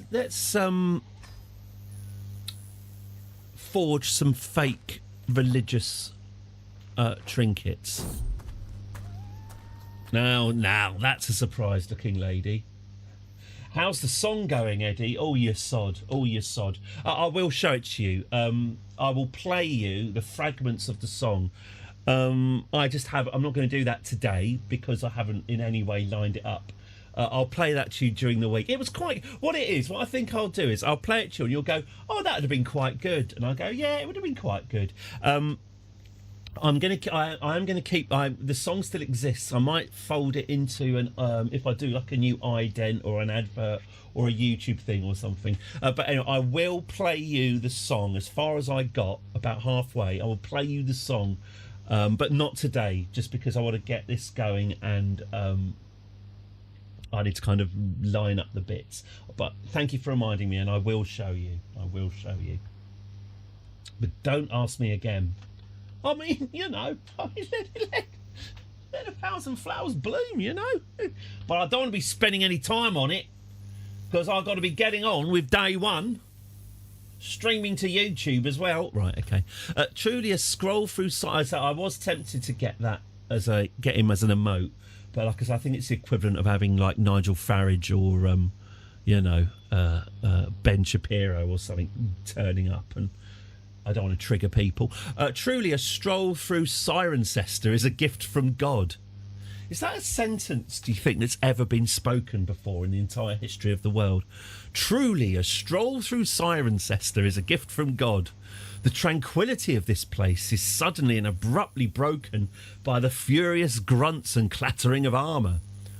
Hark! Get me out of this metal prison! My squire took offence at my manner, even going so far as to call me heartless, and has abandoned me. Whatever this strange man did could not have been enough to justify being stuck forever in his armour. I could, of course, have someone help him. But is it truly worth it? Oh, I see. He wants to sell his armour. What? I gain... What? Offer him loyal squires for his fealty. Oh, well, yeah, join us, mate. Join us. Join our camp. Balthier Bethel as my bodyguard. Welcome aboard, Balthier Bethel. I'm very glad to meet you. Danger, this is fine. I see. Travelling through the sometimes harsh environment has invigorating effects on at least my state of mind and vigour. As I glance over at Edberg, however, she does not appear to be doing quite as good. Would they have had cannabis? What's the history of cannabis? would they have had cannabis in Britain in the 9th century? Or was it imported from Arabia or something? That's me just sort of smearing. Where does cannabis come from? As I glance over at Edberg, however, she does not appear to be doing quite as good. Her movement is laboured, apart from the dark web. Her movement is laboured, her breathing heavy, and spontaneous bursts of coughing, Pavlovian, ripple through her body. Clearly she's not well. Not my lover, Edberg the Craven. It's just a little cough. She'll be fine. Oh, she's gained the trait pneumonia. That's a shame. Also, she's our doctor. China. There we go. So it would have been an extraordinarily... Mind you, would they have grown it here, I wonder? I just don't know what the history of cannabis in Britain is, interestingly. Because obviously you can't grow tea, can you, in Britain, but you can grow weed. I'm so glad I'm talking about this now. There we go. So they gave us weed and then we gave them opiates. Oh, that's not a fair exchange, is it? Dearie me. Sorry. Can I just say, I'm sorry. I'm truly sorry. Sorry. A blue for you, Catherine. Blue. Sorry. Catherine, I'm really sorry. Used hemp, of course, hemp for ropes since the 18th century. Oh, well, there you go then. There you go. I'm sure it occurred to someone to explore them as well. Good. What's going on here? Oh, this is our relic forging. And this one here, says L. Lothric, examining a small carved stone of blue-green hue. Good for gout. Quite the range you have here, Bunny Brown. If my lord would like, I can have some of our more exotic items fetched from the baggage. Oh, that's what I sound like. Crikey. The words roll smoothly and confidently off my tongue. She's from Hampshire. She should sound like the Queen. As you can see, no, we can have many assets to offer yourself and your... Hang on. As you can see, we have many assets to offer yourself and your court. What are we? We on The Apprentice now, are we? To offer yourself. Sorry, I'm going to have to vote for yourself. No way of finding out. The null odds giving his assent for us to stay for 8 times. History of cannabis in Britain. There's a whole Wikipedia page called Cannabis in the United Kingdom. History. The oldest evidence of cannabis in Britain. This is on theme because this series is a celebration of Britain. The oldest evidence of cannabis in Britain was from some seeds found in a well in York. Seeds found at Micklegate were associated with a 10th century Viking settlement. So about 100 years hence from where we are now, but the 10th century, the Vikings knew what was up. Since it appears to have been mostly grown around the coastal areas, it suggests the main reason for cultivating it was as a source of vegetable fibre, which was more durable than stinging nettle or flax. This makes it ideal into making into cordage ropes, fishing nets and canvas. There we go. So it was grown in the 10th century, at least, as a nice strong hempen rope. Use as a drug. Cannabis gained new attention in the English-speaking Western medical world at the introduction of Irish physician William Brooke O'Shaughnessy, who had studied the drug while working as a medical officer in Bengal with the East India Company. Don't get involved. And brought a quantity of cannabis with him on his return in 1842. Cannabis was introduced to Jamaica in the 1850s. So it's entirely possible then that people were using cannabis for 1,000 years to make good sturdy ropes before someone went, hang on, have you seen what they're doing in India? You'll get this, bear with me. How interesting. Well, there we go. There we go. Finally good for something, the Vikings. Yeah. Good. Interesting. My frame rate's not great.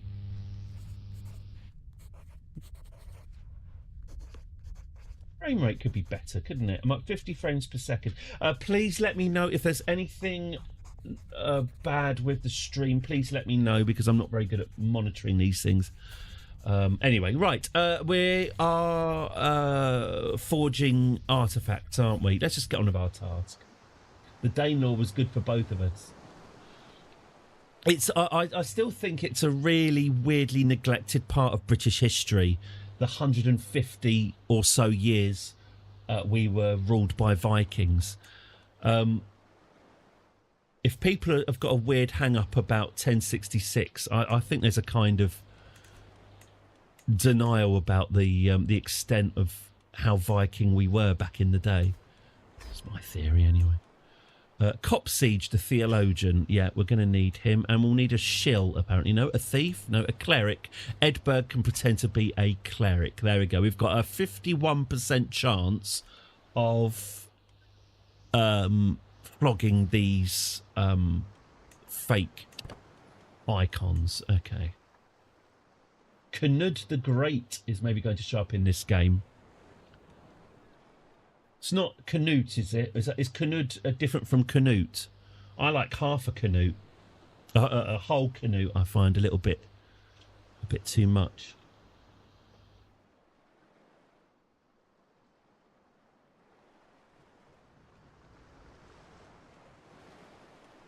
Half a Canute.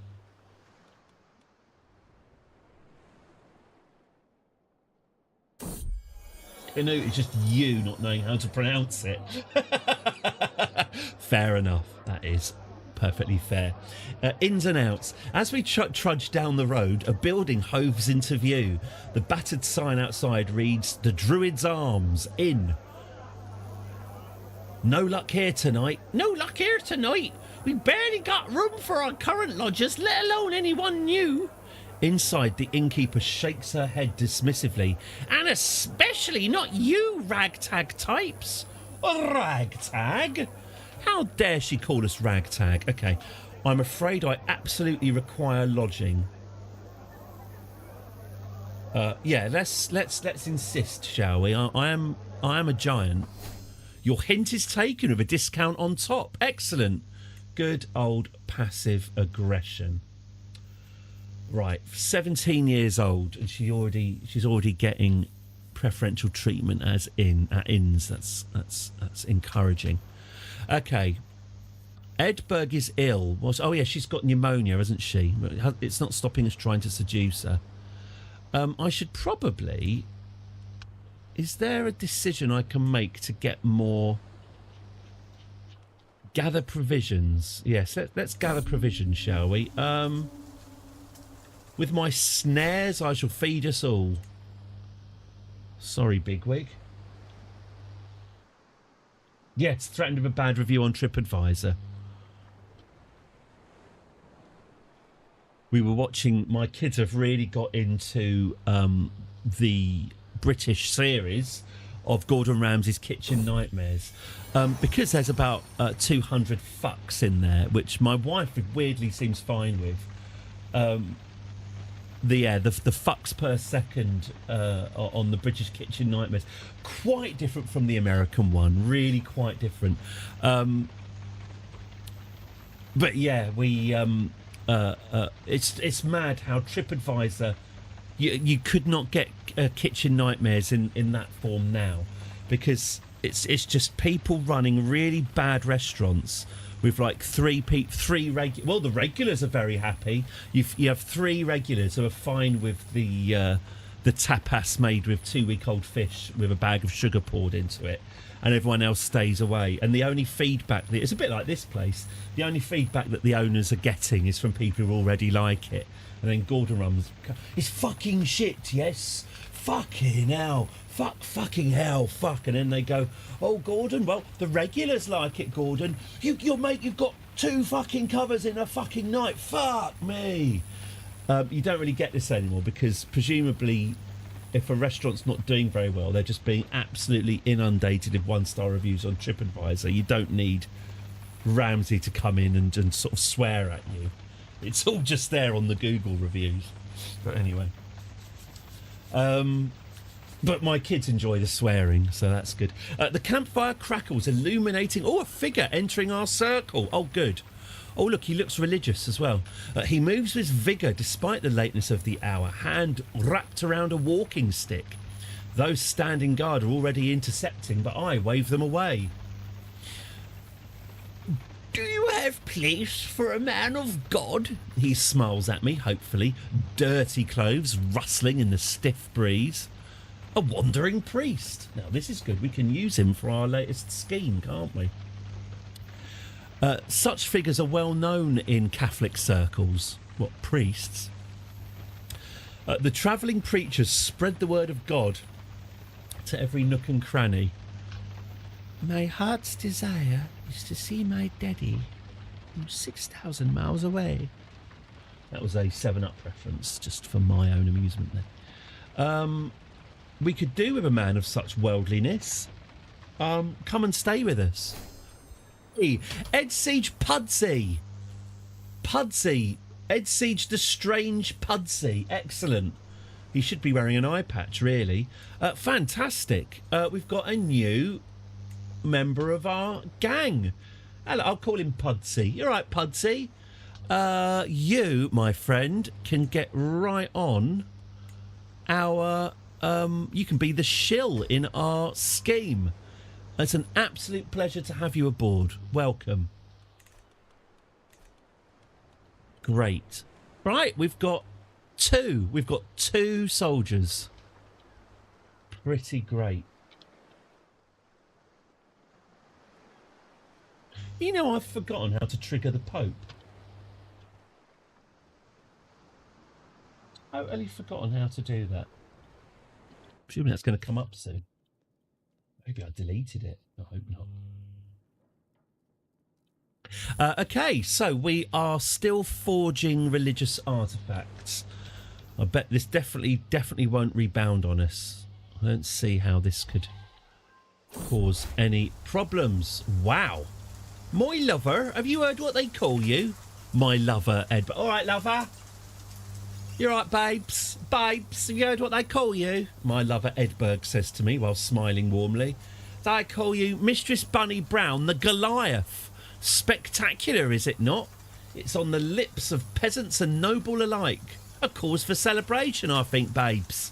Edberg exclaimed with a cheery tone. I can get used to this name, Bunny Brown the Goliath. Possibly insulting, but with a prowess of 7, with a prowess of 20 and a dread of 17. Bring it on, frankly. Great. Oh, and Edberg has recovered from her pneumonia. Good. Life is an adventure, even for the stomach. There we go. We're doing all right for provisions. Life's going all right. Life's going fine. We could do with getting an extra member of our gang in, though. Hello, everyone on YouTube, by the way, if you're watching this on YouTube. Hello, hello, hello. This is my first day streaming on YouTube. Hope you're enjoying it. If you want to join in with the community, well, you can chat. You can chat in the YouTube chat. I've got the YouTube chat here. But if you'd like to join our community, we're over on Twitch, EddiePurple_arcade. Come and join. If you've got, did you know if you've got, hang on, Sincerity Cam, did you know that if you've got an Amazon Prime account, if you get your stuff delivered for free with Prime, you've got a free subscription on Twitch? Yeah, it's true. You can subscribe on Twitch using your Prime details. You can subscribe for free to my channel. I get a little bit of money and you get access to the on-screen emotes, the animated emotes, the increased channel points. Oh, we use channel points here. All the bonuses of being a subscriber, as well as your name being in my little Rolodex of people that I like. So yes, if you do have a Prime account and you want to head over to Twitch and subscribe, that would be fantastic. Look, I'm under what? Costs Gentlemen, you nothing. This is Democracy Manifest. Good. Oh, that's a nice headlock, sir. Oh, yes. I see that you know your judo well. Good one. I got him coming out of the side when he goes, ooh, which made me laugh slightly. Look, look, look. He says, ooh, as he comes out. Look. Oh, that's a nice headlock, sir. Oh, yes. I see that you know your judo well. Good one. Okay, good. When Edberg suggested, oh no, it's the 66% bloody horrible. Ugh. When Edberg suggested a hunt, I did not hesitate to organise one. I would do anything for a mere glimpse of my little firebrand. I'm stalking through the underbrush, my page at my heel and my hound just ahead. It seems as if it's found a trail, and then suddenly my concentration is shattered by a woman's scream. Now, I mean, this is my least favourite event in the entire bloody game. You would think, wouldn't you? Like, when my lover's in the kitchen and I hear a crash and I hear a sort of shriek, you know what I do? I tend to say, are you all right? Or maybe even go in and see. And when my wife says, yeah, I just dropped a saucepan, she then doesn't divorce me and refuse to talk to me for 5 years because of the patronising. You know, it's kind of taken as a sort of default basic concern. But when I hear Edberg scream and run after her to see what's going on, what happens? No, it was fine. But sometimes it's not, and that's my point. Within what must have been a minute but felt like an hour, after reaching a clearing, Edberg is on the ground before me, dishevelled and weaponless. Opposite her, and just about to strike, stands a huge stag. My arrow strikes true, and the beast falls to the ground. For a moment, all Edberg can do is stare. But then she tumbles towards me and throws herself into my arms. Greg! Greg! I need you, my love. Greg! I need you, my love. Right here and now. Greg! They're laying together. Greg! Where is he? Greg! Greg! Greg? Greg! Greg? They're laying together. Could you take these to the banker, please? I'll tell you what, we've got to do something about... You've got to be on the ball, Greg. Come on, be like camera 2. I need you, my love, right here and now. Edberg the Craven becomes my soulmate. I lay with Edberg. You lose 26 stress because of, well, jizz, presumably. I need you, my love, right here and now. You and Edberg found true love after you rescued her from a wolf. Inspiring, there we go. Now, I am aware, obviously, that Mr... Oh, actually, can we name Edberg as my successor, then? Do I need children? Oh, mind you, then Edberg won't be part of the house. Well, oh, sod it, who cares? Can I name her as my successor in case I die?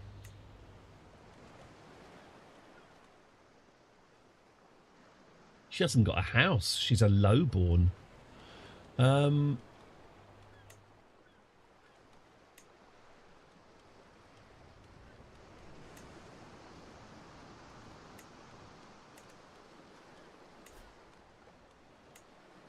There we go. Designate heir. No.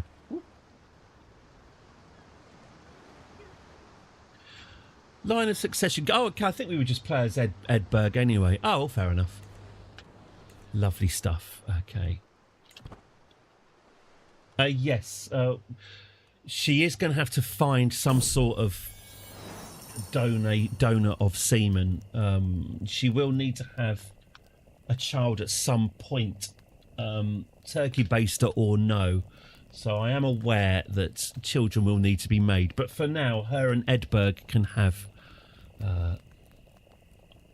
hot sex. Scouting out ahead of the camp, I come across a ramshackle collection of traders. They're gathered around some large but old and ruined buildings, the remaining ones in good conditions having occupied by the merchants. Their wares are fairly standard, yada yada yada. Let's try my luck in these ruins. I found a dusty weapon. That's good. Okay, we've got a sword. Now that's going to help our prowess. Anglo-Saxon sword. A wrought iron sword of fine craftsmanship. Everything in its construction serves a purpose, and its lack of opulent pretense gives the owner a strict utilitarian aura. Excellent. Let's rename it. This can be a sword that we pass down. This could be the heirloom. This could be Sir Keiko's brutal Mace of Judgment, which was the name of the abandoned song. Can I give it a new name? Yes. What's that? How do we spell Edberg? Is it with an E or a U? Should probably know this. With a U, okay. Edberg's. Not like the Anglo-Saxons to forego decoration. Edberg's.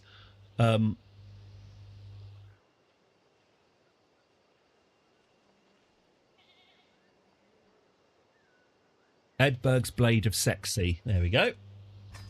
There we go. Edberg's Blade of Sexy. Prowess +2. We ought to get into a fight, really. Being a powerful giant feels a bit like...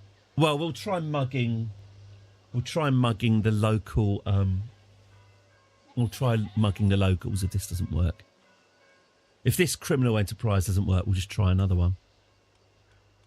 Okay, so I don't have enough people to add an extra thief.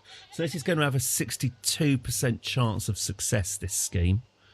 Well, here we go then. Let's flog some hooky merch. Seize the moment. Good. Scheme successful. Our time in the barony of Gloucester is immensely profitable. Trading with Leo Frick's tacit seal of approval lends a legitimacy to our stock that all the fast talking in the world couldn't achieve. Talismans, medicines, baubles and gewgaws. Gewgaws? Courtiers and guests buy them all, no questions asked. Not yet, at least. We'll be long gone by the time their concerns start setting in. We've a long path ahead of us, we certainly do. 113 quid. Yes, we're gallows bait. Yeah, we've committed crimes, but 113 quid.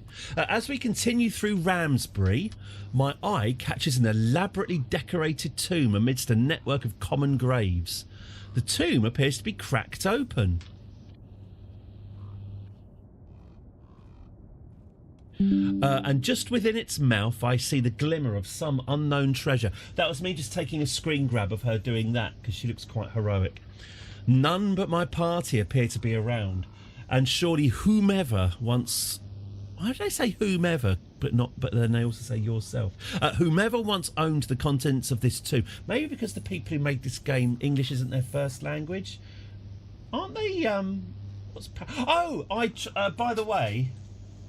I didn't get a reply from Paradox. I sent Paradox an email a week or so ago. I probably could have worded it a little bit better. I'm not very good at asking for freebies, so I just said, have you got any freebies? I said, I've been streaming this for 9 months. I'm going to start a new series. Have you got any freebies I can give away to promote the stream and to promote your game? If you do, that's great. Didn't hear a thing. I'm guessing that they probably tuned in, watched me watching Deal or No Deal for a minute and a half and thought, yeah, it basically was, dear Paradox, give me free stuff, fuck you, Eddie. Apart from the fuck you, that's pretty much what it said. It's not asking for free stuff, I'm just not used to it. Anyway, you don't ask for it like that, apparently. But yes, if they did look at my channel, what they saw evidently didn't impress, and I didn't hear back from them. But I'm getting the same with any sort of job applications I make anyway, so there we go. Anyway, so thanks for nothing, Paradox. Look what you could have been sponsoring. None of my party appear to be around, and surely whomever once owned the contents of this tomb would not cast judgment on me for taking... No, of course they wouldn't.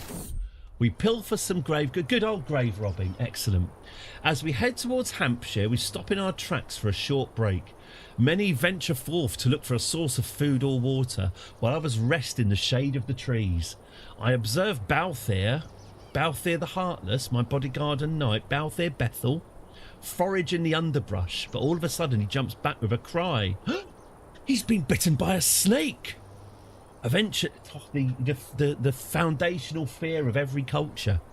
Eventually, the serpent releases its fangs from his flesh, but it's clear the venom is taking its toll. He doesn't look well, does he? He does not look well. Bunny Brown's journey to Hampshire is delayed by 3 months? What, you want us to wait for 3 months for this bellend to get better? No. Edberg can heal him. There we go. Edberg's a great healer. Thanks, Edberg. Cheers, lover. Cheers, babes. Okay, so we're back at camp. Now, do we upgrade our camp? Do we build another building? Barber's Temp gets major resistance to plagues. I think we're all right for plagues at the moment. Find more officers using Scout for talent with the baggage train. All right, let's do that. Let's build a new baggage train. And what's this? Ambush travellers. Robbers, outlaws, and what? So we can mug the citizenry. Or... what's this? Hobnob with ruler. That's a diplomatic quest. We have... oh, we're not too undiplomatic. How are our followers diplomacy-wise? Not amazing. I don't think diplomacy is really our calling. What's this? Transcribing texts. We have to be learned. We are not... again, we are not a hugely learned... oh, Pudsy's learned. He's very clever. No, I think it's going to have to just be muggings, isn't it? All right, I'll get the cudgels. Let's go and mug the citizenry. Ambush travellers. A small group travels faster. Here we go. Right, this morning we sight a distant train of people. At their front is Thane Ianfrith, at least according to my scouts, leading the rest along their winding way. With a Thane at their head, the group obviously have some wealth, but are not exactly overflowing with coin. Still a worthwhile quarry, should we be so inclined. Bunny's balladeers only await my signal to attack.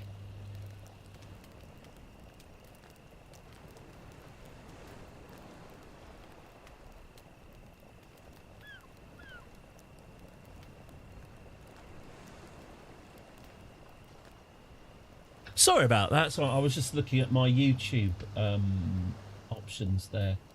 Interestingly, I was trying to follow Zorlak 1966 because Zorlak 1966 said hi, but I can't. You can't follow people very easily. You can go to. Okay. If you're still there, Zorlak, give us a shout and I'll follow you anyway. Look after Mr. Bond. Yes. See that some harm comes to him. I'm just going to go and get myself a weak lemon drink. I'll be 2 seconds. You can drink your weak lemon drink now, or you can wait until later.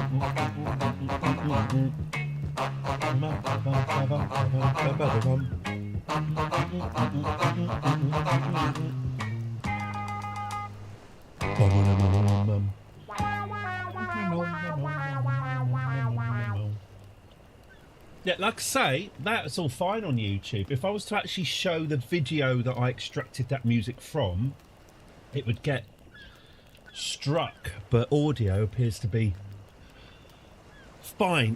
Good. Is the text at the bottom of the screen updating, or is it just saying RAP damn Simmons?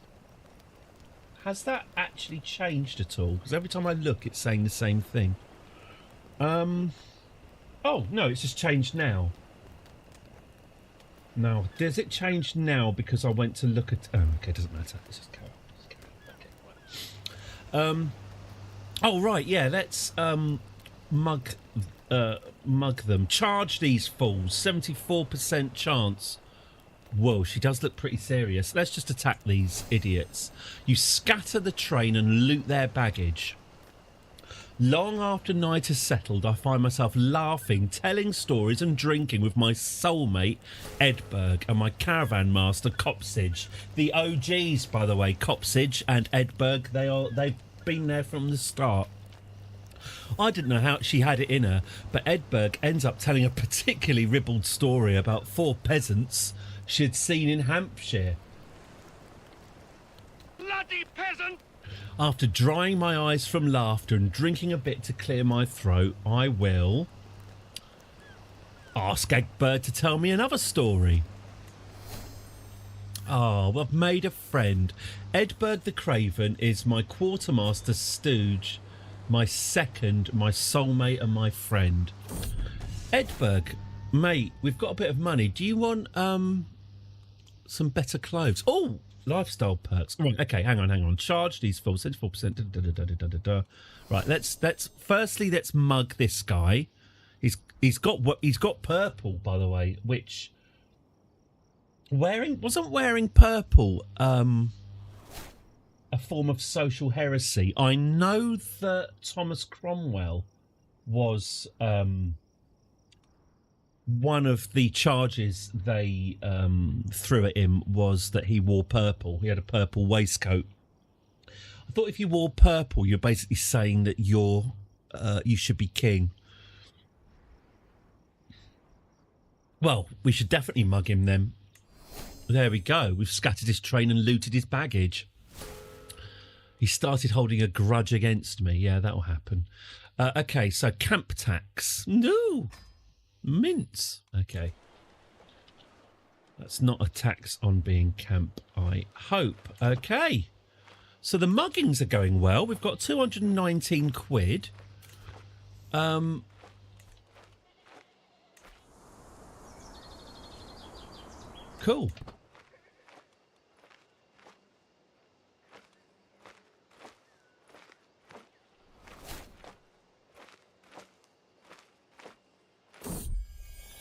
Oh, little forest.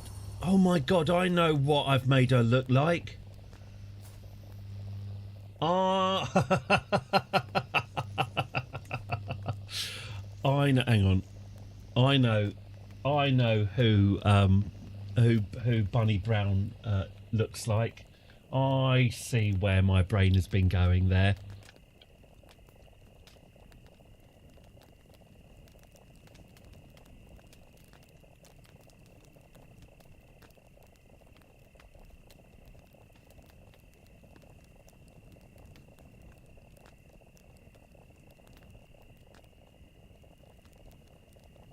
I'm not a complicated man.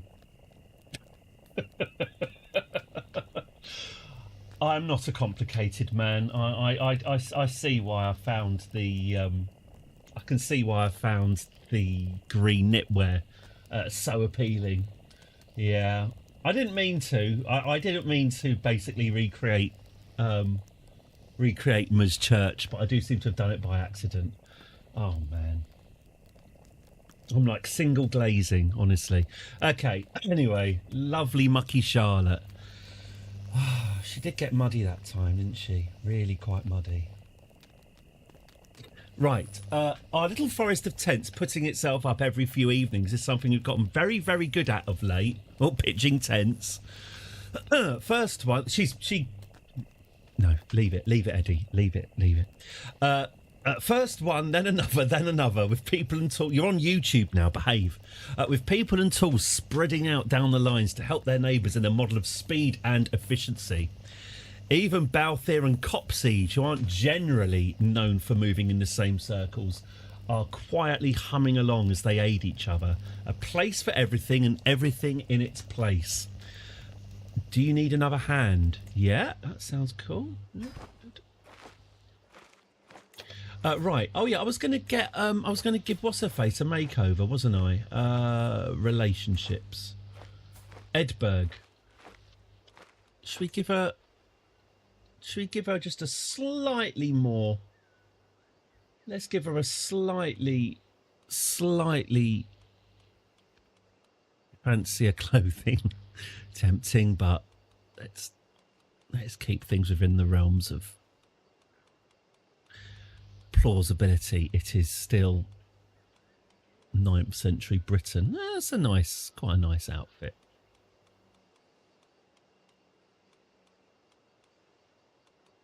You know, they're all better than what she had before. Oh, I like that. Tell you what, found that lying around. There we go. That's a nice one. Hair. Do you want? No, her hair was good. There you go. Give you a bit of a. There you go. Bit of henna. There we go. Lovely. My red-headed girlfriend. Good. Oh yes, we're still we're moving into. We've moved to Offers Dyke to mug some people. This morning we sight that sycamore, the sycamore that was cut down. Is that at Offers Dyke? This morning we sight a distant train of people. At their front is Elfwig, at least according to my scouts, leading the rest along their winding way. From the looks of them, the group are nothing more than itinerant wanderers. The only wealth they have is what they can carry and what their good name might be able to secure in gifts. Bunny's balladeers only await my signal to attack. She certainly looks ready. Charge these fools. Charge them. You scatter the train and loot their baggage. Offers Dyke is born between England and Wales. Oh, the sycamore was up Northumberland. Yeah. Who says travel is harsh, difficult and dangerous? Getting some great. I tell you what, she gives good pictures. From the point of view of Bunny's balladeers, it seems a rather easy, fairly profitable endeavour. With our saddlebags weighed down by coin, we gladly, if suspiciously, arrive in Pen Lynn, our spirits high and our purses fat. Let us simply hope that none of our victims catch up to us before we leave. Well, mugging the citizenry has been working fantastic. Roads truly are the wellspring of all wealth. Yeah. This is going, friend. We've got 269 quid. I've just stolen it. Marvellous. Okay. Balthier, the Heartless, is in charge of our food supplies. What? Our provisions are now all but useless, having been poorly stored. So it's his one job to look after our food supplies. And it's gone rotten. Patches of mould cover the bread and produce, and we've used up our dried food. Nature will provide for us. 2% chance of death there. Game over before it even starts. There she does look good. I've given her a good makeover. I like it. As we prepare to set off in the morning, I see my soulmate Edberg stand outside the camp all alone. As I walk over to talk to her, I notice a change in the wind. A surprisingly warm breeze caresses my face for a moment. I mean, it does. I wasn't going to do a fart gag, but, you know. We're better than that. A noticeable change from the cold weather we've had recently is finally spring. Oh, I see. This is conversation. It's about time for spring again, huh?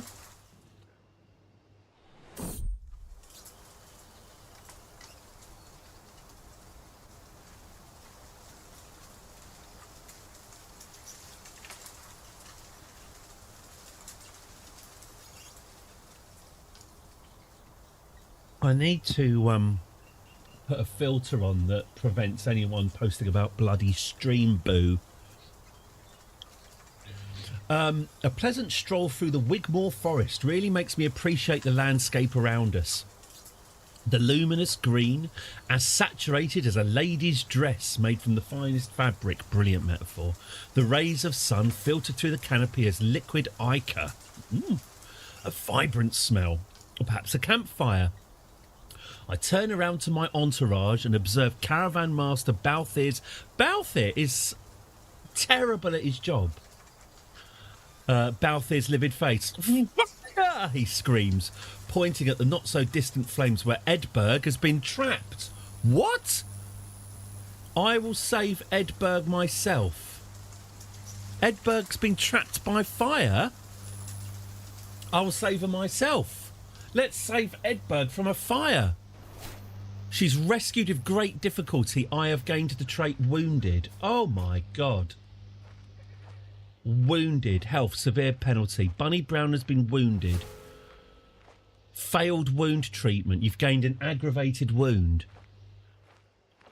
So saving Edberg, my lover and doctor, has possibly killed us. Okay. Is this going to be the adventures of Edberg from now on?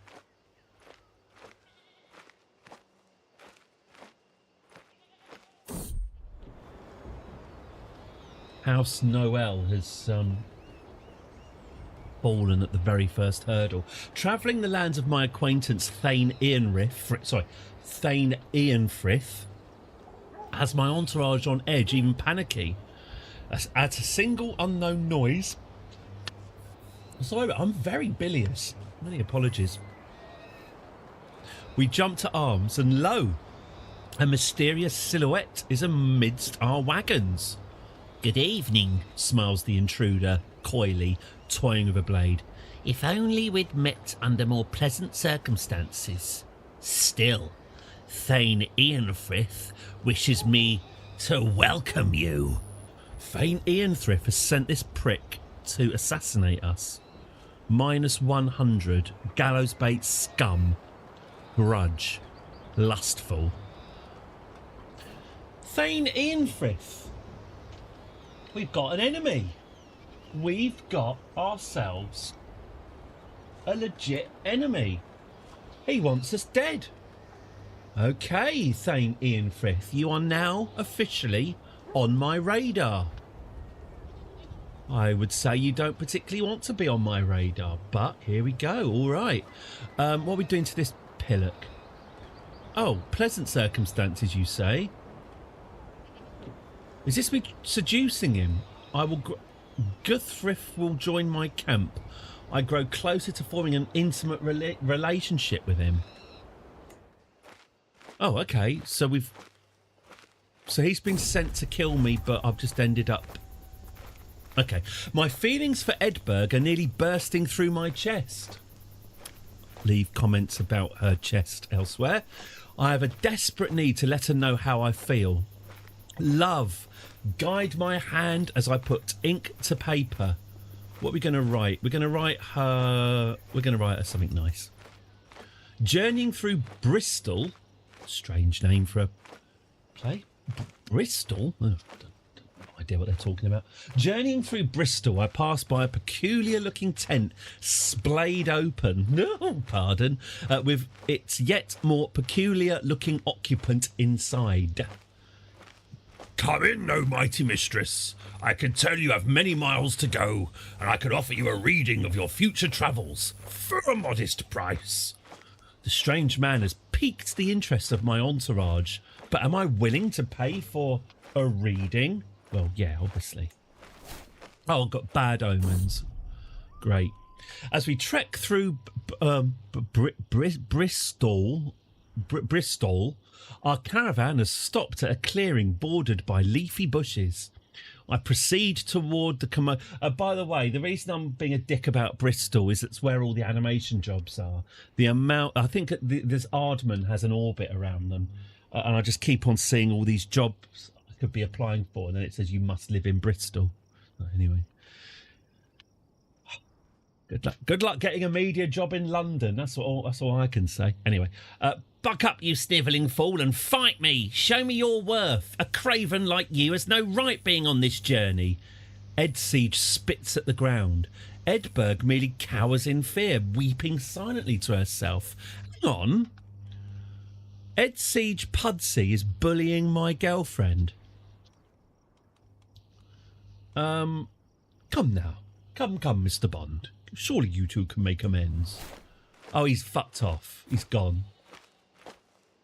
He leaves my entourage. All right, bye. We only needed him for the hatred. Well, I'm not going to side against my girlfriend, am I? She's hot. Good. Right, well, that was a very successful bit of mugging. Edberg responded to my letter, saying it was one of the most beautiful things she's ever heard. I think we've chosen well here. Looking back at it, I can't say I'm surprised. Your wide hips. Now, there's a bold opening gambit. Your wide hips are what gives meaning to my life. I would be blessed if I could feel your lips touch mine. No, pardon. Sorry. A blue for you, Catherine. Blue. Sorry. Catherine, I'm really sorry. What I meant to say was, I would be blessed if I could feel your lips touch mine. No, pardon. That I may know the radiant aura of your soul. You and I together is what makes the sun move in the sky. But it doesn't rhyme. Can't be that much good. Perhaps I should have been a poet rather than a mistress.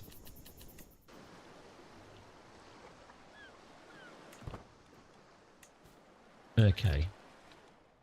Good. Well, we are sexually very satisfied. Which, 869 AD is not a bad place to be. Okay, so what's next? We've got a boundary dispute. Oh, lovely. Is this a stewardship? Oh, this is the fuckface. This is old cunty chops. This is Thane Ianfrith, who hates us. He wants us to go and settle a boundary dispute. Oh well, let's see if we can get. Shall we see if we can get back in his good books then? We'll scout for talent while we're on our way. Yeah, let's go and see if he's in a mood to receive us. Maybe he'll hate us a bit less. We've got quite a lot of money.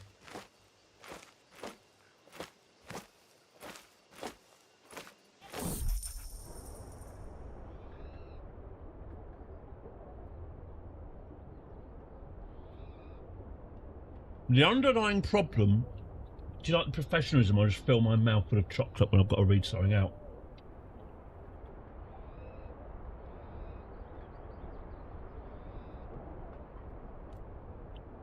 It's all right. I've got plenty. Arthur's got plenty. We've all got plenty. Plenty to go round. My wife's got what it takes. The underlying problem with St. Briavels is quite apparent, even from outside the rotting gates. Its walls are in a terrible state. The main problem seems to not be not recognising this, but figuring out who here is actually going to pay to restore them. An expensive proposition that everyone agrees is necessary and also someone else's problem. Ah, a plus échange. Someone punched me in the face. Thane Ianfrith is at pains to let us know that our coin depends on calming this situation quickly and quietly. This seems like a simple enough solution. Oh, there we go. A few minor exemptions, a pass for this or that, the Thane's stamp for some project, and suddenly everyone is much more agreeable to a light extra duty to pay for the walls. Never mind that the shuffling around of their taxes and burdens means they're paying the same amount that was originally asked for them. No, for now it's most important that the good people of St. Briavels feel they've played the game well.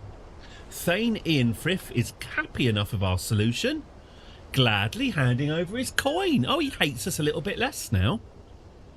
Gave me 24 quid. Not too shabby, and he hasn't put us in prison either, so that is a good thing. Travelling through the sometimes harsh environments has invigorating effects on at least my state of mind and vigour.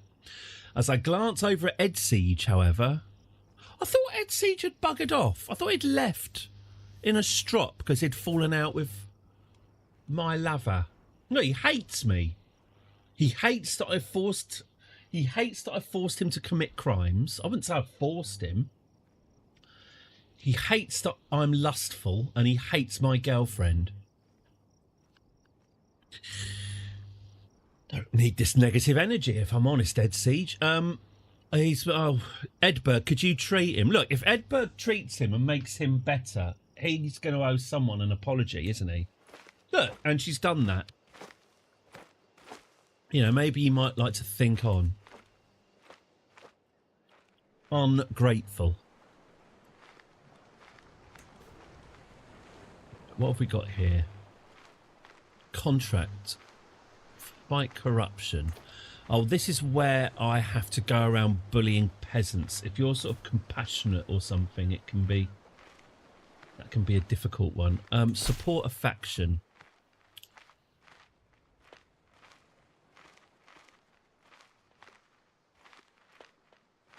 I see. So we could join in. We could join a revolut. We could join someone rising up against their lord. We are not. We've got 3 soldiers. We are not in a position to do that. So contract hobnob with ruler. Transcribe texts. Hobnob. So that's a diplomacy. That is a learning skill.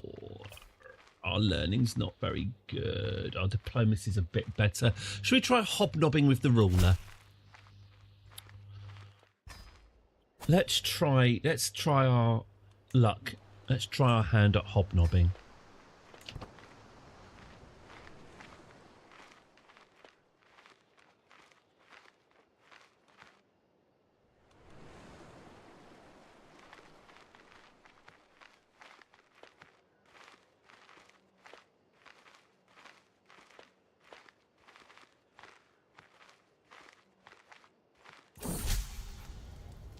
Lord Merrig is a lonely man in a position of power, making it perversely hard for him to meet people who don't want anything from him. I was just looking at him thinking, oh, maybe I could marry him and get kids off him. Is he married? He's not married. Interesting. My company is supposed to be different. A chance to make an actual connection. It's not, of course. I just want as much or more than any other hanger-on. But it's a nice fantasy to believe for a while. My followers and I will be gone before he suspects anything. So we've just got a hobnob with him. Are we just making friends with him and then buggering off? Okay, well, Guthriff. Good old Guthriff can be my diplomat. Edsig the Okay, Edsig the Strange can be a shill. Copsiege can be a herald.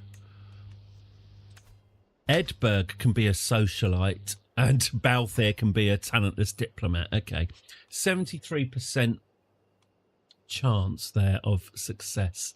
So let's get hobnobbing. Oh, our love is a secret. That's a bit of a shame, isn't it? Oh, my head, moans Copsiege as he rides alongside me. I raise an eyebrow in silent inquiry at the man's exclamation. In response, Copsiege simply slumps down across his horse, whimpering and clutching at his temples. Clearly someone had a good night last night. I laugh at him. It's not very nice. Slow down for him. All right, could do that. Doesn't seem to be that bigger in position.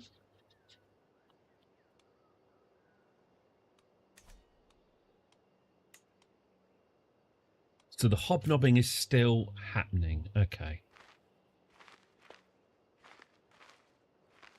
Maybe I will try and marry him afterwards. Get a baby in my belly anyway. I don't have to.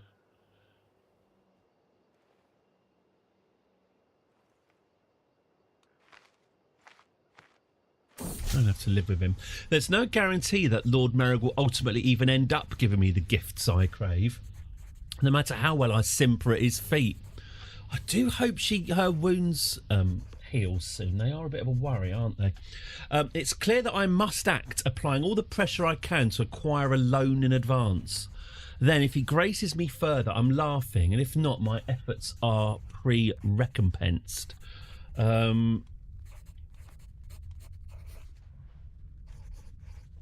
No, I'm going to play it safe. Let's keep him sweet for now.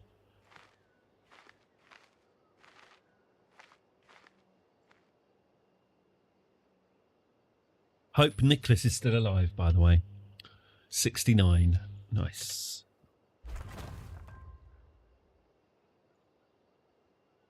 Oh, I'm not doing any seducing or spying or anything particularly exciting. I mean, I suppose Copsiege. I just don't fancy him.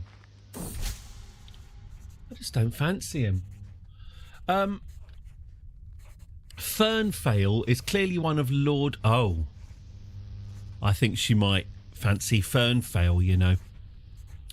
I mean, I'm just going by the body language. She's quite close to him. Fernvale is clearly one of Lord Merrick's nearest and dearest, ranking high. He wanks as high as any in Wome, ranking high in the social pecking order and with plenty of influence over the good Lord. Having the man singing my praises for whatever reason could surely only help my cause. He can't resist my charms. I pay him 50 quid.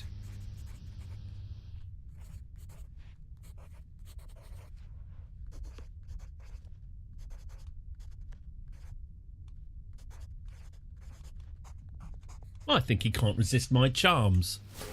Oh, sweaty and disjointed. Turns out he very much could resist my charms. Should have just bribed him. The suppurating wounds on her face probably don't help.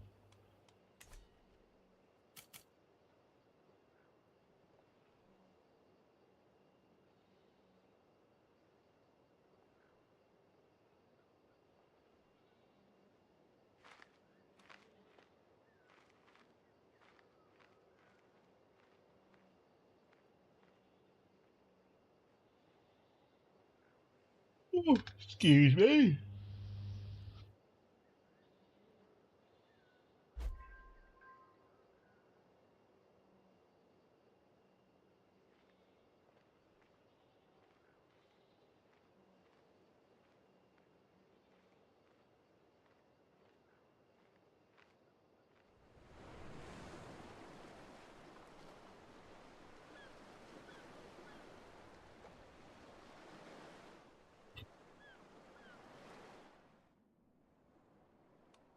Maybe I should be... Hang on, let's have a look. Who else is in our camp? Ed Siege the Strange. I wonder if we should bother... Maybe not. Maybe I should start sucking up to my betters. Why don't we have another look at Dorset? Who's in charge of Dorset? L. Alfred Ethelwolfson. Bungled your contract. Right, that's why you don't like me. Well, what's going on in Wiltshire then? Who's in charge of Wiltshire, and can I suck up to them? Oh, he doesn't like me. Why doesn't he like me? Oh, because I mugged his citizenry.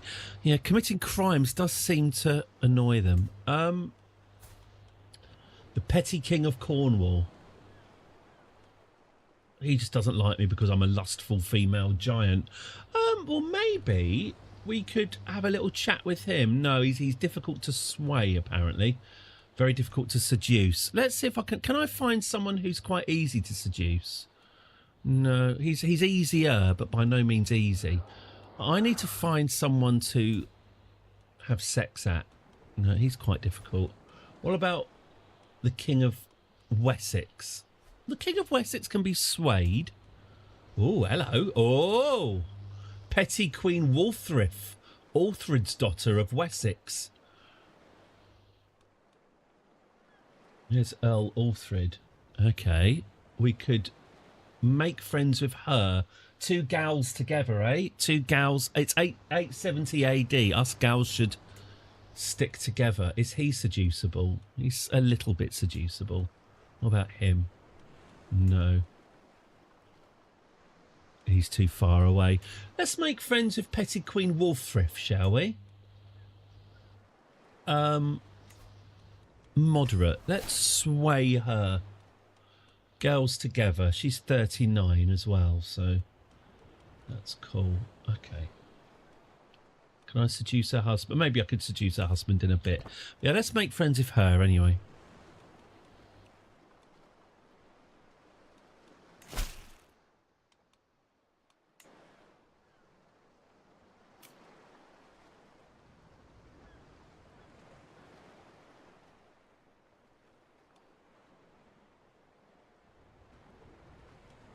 Ah, that's the hobnobbing.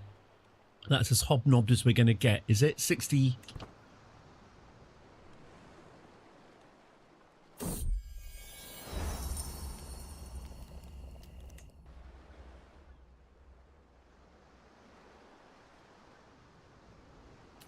Right, that's this man fully hobnobbed. Let's see if we can get some money out of the daft old sod. Success! Naturally, Lord Merrick fell for my charms. That's a hell of a face she's got there. Lord Merrick fell for my charms, for the song of the wilds and the romantic life of a wandering traveller, just as I knew he would. Excellent. Played him like a balalaika. At last we make our preparations to leave. Merrick sad to see us leave, but glad for the small reprieve. Oh, it was company for him, wasn't it? It was company. Of course, it's not all one-sided. I've earned us a rich payment in gifts and supplies for the company. More than enough to justify our time spent tarrying there. I'm getting somewhat akin to Henry with all your hobnob talk. Or you bastard. Honestly, my Henry, the Henry that I'm playing away when I'm not showing off to my friends, he's so nice. He hasn't choked out a single old woman or stamped on anyone's head. The bad boy of Sasau is very much not present at the moment, although I'm sure things could change.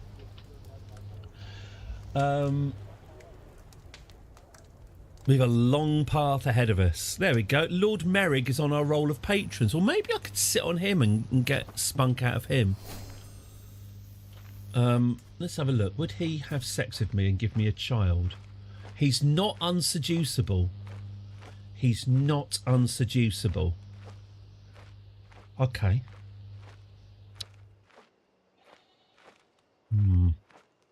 I do want to make friends. I do want to make friends with petty Queen Walthriff, because I think being friends with a queen seems like a good idea. But I do need... Who's in the UK? You've reminded me. We've discovered one of the very worst. We've discovered we're a quiz show watching family. We you know, as you know, challenge the new ITV quiz channel, which we were very excited to see, but unfortunately it seems to be just a heavy rotation of Bloody Tenable and possibly one of the worst quiz shows I've ever seen in my entire life. Me and my elder daughter are a bit obsessed with it now. We hate watch it. It's called Riddlicious, I think, and it's presented by we call her Indian. It's problematic. Great. One of those things where you say it out loud and go, oh, hang on, that's probably Indian Claudia. It's presented by a lady who looks, and she's got the exact same Claudia Winkleman haircut, and she looks like Claudia, like a more Indian version of Claudia Winkleman, but she also has Victoria Coren Mitchell's exact voice. Anyway, and it's got exactly the same set as Pointless. If I wasn't on YouTube, I'd be wasting your time now by showing you Riddlicious and Pointless side by side. It's exactly the same set, but instead of having Richard Osman sat in a corner with a laptop, they've got a Richard adjacent man called Henry the Riddlemaster. He's a larger fellow. He's on the plus size, and he has a smugness and an ego to match. He's dressed in a kind of velvet suit, and he's the one who issues. So rather than answering questions, the contestants are supposed to be answering riddles, but it turns out there's only, like, in an hour episode, there's only like 3 riddles. The amount of chat and filler. At one point, Indian Claudia said, so what are you going to do with the money if you win? And then you hear these dreary people saying what they're going to do with the money. And then she says, so what are you going to do if you don't win? Which I don't think I've ever heard as one of the most desperate. What are you going to do if you don't win today? I don't know. We'll get back on the train and go home and get home, and then our family will say, did you win? And we'll say no. So yeah, but Henry the Riddlemaster, he just looks so pleased as punch when he says, here's another riddle for you. Anyway, we were hating it anyway, but I hadn't watched it to the end when he said, now we've got a very special round for you. I'm going to give you what we like to call rebus riddles. A rebus riddle, which he was explaining, he could have just said, so have you seen the quiz show Catchphrase? You have? Well, it's that. At the end of Riddlicious, having told a grand total of 3 riddles in an hour, they then show catchphrases, and then you've just got to go, a stitch in time saves 9. That's good. You have answered that rebus riddle. Let's move on to the next rebus riddle. My point being is that anyone whose profession is a riddler or defines himself as a riddle master, and I was playing Kingdom Come last night, and a guy with fucking question marks all over his clothing came up to Henry and started asking him riddles. If you enjoy the asking and setting of riddles, you're just a cunt. Anyone who delights in riddles. Gollum liked riddles. I mean, actually, did Gollum like riddles, or did Bill? Was it Bilbo's idea? Maybe I'm doing Gollum. Not even Gollum liked riddles. I think it was Bilbo Baggins who suggested riddles, didn't he? What a bellend. Anyway, if you see Riddlicious on ITV Quiz, do watch it for 5 minutes just so you can experience the same pain I've had watching Henry the Riddlemaster. Anyway, Henry's an absolutely fine name, obviously. What have I got in my pocket? I'll be honest with you, Henry the Riddlemaster does look like he would ask you to... I really distrusted the Riddler guy in KCD2, but he's a benign anticlimax. Oh, did you know? You probably do know, but in the first edition of The Hobbit, or at least The Hobbit before Lord of the Rings, the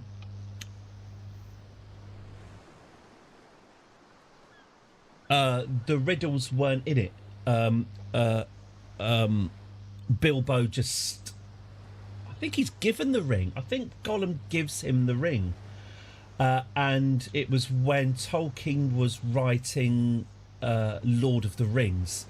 it's sort of like the ultimate retcon. He went back and rewrote that entire chapter to make it that Bilbo swindled Gollum out of the ring with "What have I got in my pocket?", which is a tosser question, and it's not a valid riddle. And I'll be honest with you, Gollum should have come down harder on that. He should have either eaten Bilbo, obviously, or just said, "That's no tosser. That's not a riddle. That's not what a riddle is. Ask me a riddle." But yeah, Tolkien literally rewrote his book to make Bilbo more of a prick because of the whole thematic thing of stealing the ring and Gollum wanting his ring back. But yeah, in the original first edition of The Hobbit, which is why when you see them, they occasionally come up on Antiques Roadshows selling for like £2,000 for a battered paperback. But yes, Tolkien literally went back and retconned his own book, which I'm not sure is something that particularly happens these days, is it? I know Charles Dickens did for Great Expectations, because I hate it had an honest ending. Spoilers for Great Expectations, but Pitt realizes that Estella's a prick, and you know she's been warped by my mate Lady Havisham. Miss Havisham has warped her, and Pip dumps Estella and then basically just walks away from her and says, "I don't want anything to do with this crazy cow." And then Dickens rewrote it so they actually get married and live happily ever after, because the great British public didn't like the ending with integrity. So Dickens went, "Fine, fuck you." But they lived happily ever after. Happy now? Yes, great. There you go. There's your slop. The Hobbit is I've read The Hobbit to both my kids. It's a really delightful children's book. It's what? Oh no, I don't want to get down this. What?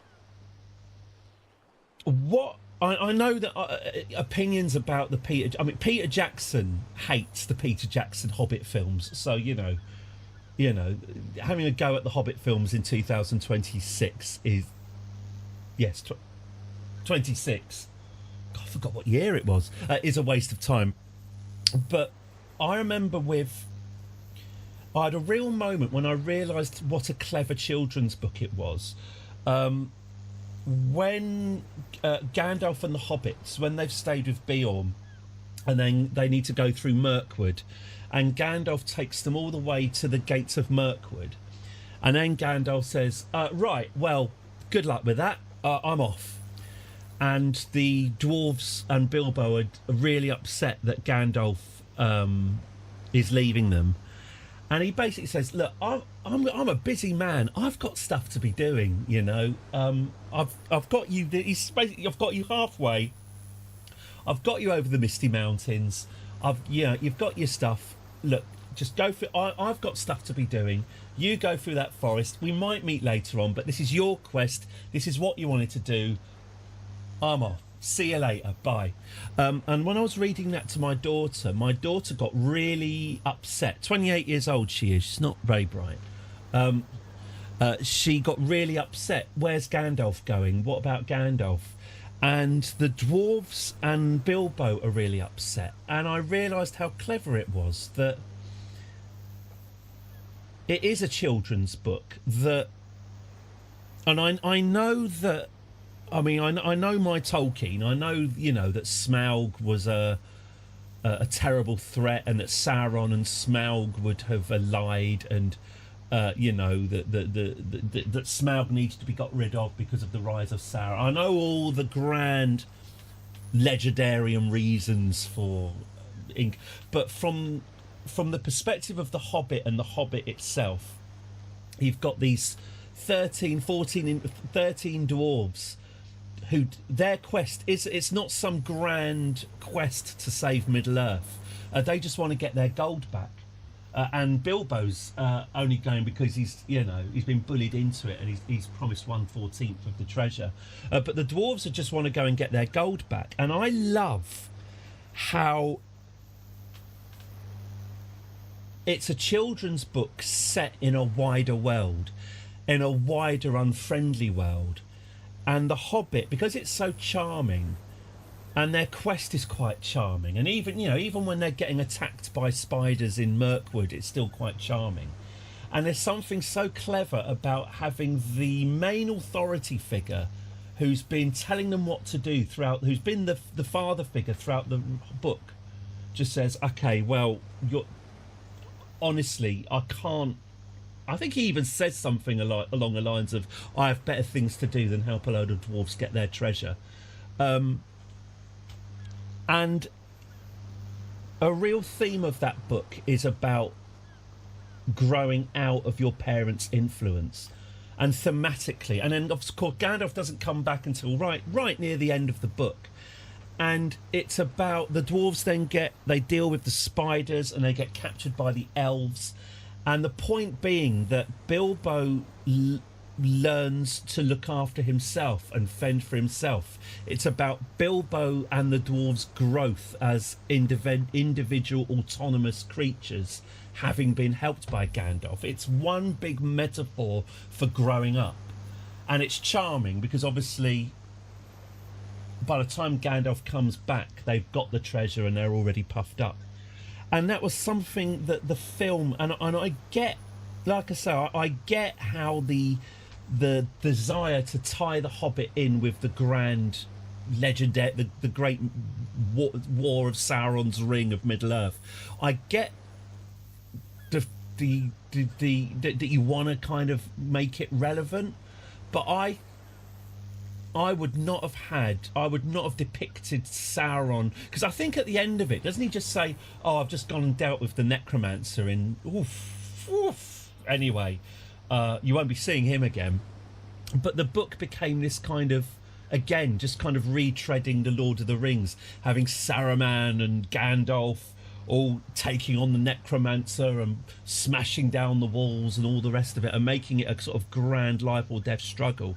And they lost what made the book charming, which was a band of dwarves and a hobbit trying to get their gold back. And that Gandalf was involved, but also he's got better things to be doing. And I would, if I was making the Hobbit film, I would have just kept it small, kept the scope small, just keep it as a charming children's tale. Sorry, I've talked about the Hobbit so much more than I wanted to, and none of these opinions are particularly original. But hey, who's not looking forward to watching 109-year-old Ian McKellen sit down in front of a lot of green screens and explain how it took ages to find Gollum? Sorry, I'm referring. Aren't they making a film about the story of Gandalf, how Gandalf and Aragorn tracked Gollum? Except, Gandalf and Aragorn are like almost 30 years older than they were in Lord of the Rings. And even in the book, they talk about tracking Gollum in the book. And if I remember right, it's just, it took us ages to find him. When we found him, he was a pain in the arse, and then he escaped anyway. So I'm not quite sure how you can make a thrilling film out of that, but there we go. Anyway, sorry. Back to the game. Lord Merrug, yes, I was wondering, can we marry him? I assume he's not going to go for that. It's not even an option. It's so... I could romance him. Oh, he's a bit old, isn't he? He's 70. He'll probably can't be much worse than the video game. Oh, bless. I'm honestly not having a go at my fellow YouTubers, but because I'm a massive fucking nerd, obviously I follow YouTube accounts that deep dives into A Song of Ice and Fire and Lord of the Rings and stuff like that. I do like my mythological deep dives. But yeah, they went through a phase where a few of my followed YouTube people were all going, and while I'm talking about Gollum, check out this amazing new game from the creators of Gollum, and these YouTubers doing their breathless promotion of the Gollum game. And I'm absolutely not having a go at them. And honestly, anyone making a really, really terrible game that they want to pay me to promote, I will happily do it. But yeah, I did enjoy the YouTubers spending 2 or 3 weeks heavily promoting Gollum and then never, ever mentioning it ever again. It's fine. Adverts are adverts, you know. But that still exists. I was looking at one the other day and there was a sort of breathless advert for the Gollum game. It promises to be one of the greatest adventures. No. Contracts available. Transcribe text, support a faction, fight corruption, fight corruption. Fighting corruption tends to involve beating up peasants, and it usually depresses my... I'm not supporting any effing factions, so I guess that leaves us with transcribing texts for Lord Elised. Does that sound thrilling? No. But it will pass the time. All right, let's go. Let's travel through the dangerous forests and mountains of Wales and transcribe some texts. Travelling the lands of my acquaintance El Beorthric has my entourage... Oh, sorry. Travelling the lands of my acquaintance El Beorthric has my entourage on edge, even panicky. At a single unknown noise, we jump to arms and lo, a mysterious silhouette is amidst our wagons. Good evening, smiles the intruder, coyly, toying with a blade. If only we'd met under more pleasant circumstances. Still, El Beorthric wishes me to welcome you. Hang on, is this El Beorthric who we are... Oh no, that's a different El Beorthric. Why does he hate me? Oh, because I've... All right, yeah, because I robbed his people. All right. Pleasant circumstances, you say? Join our faction. What occupation did I assign me and my entourage to? We are floaty. We're wanderers. We're not swords for hire because we are not tough enough. We're not scholars because we're not clever enough. We're not explorers because we don't really want to explore. And we're not criminals because... so we're flexible. We're flexitarians. We will do whatever. The sunlight slowly fades as I sit in Lord Elised's chamber by candlelight, frantically copying squiggly lines of ink from one sheet to another. Sorry, I've just got a message. I just need to check.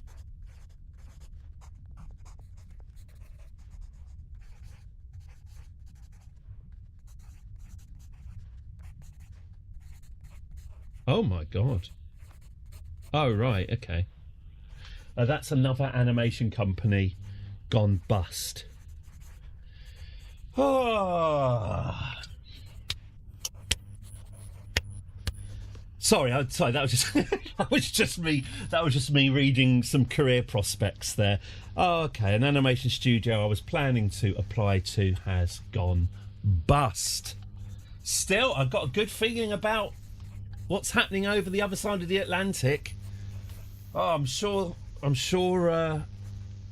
that David Ellison will usher in a new wave of quality production. I'm April, by the way. I give up my career in April. If there aren't any animation series being made by April when the budgets have been set, I am actually going to abandon my career and try and start a new one. I don't even know what the hell I'm going to do because everything I'm qualified to do, design, programming, animation, editing, are all jobs that are going to get taken by AI. So I'm fairly screwed, really.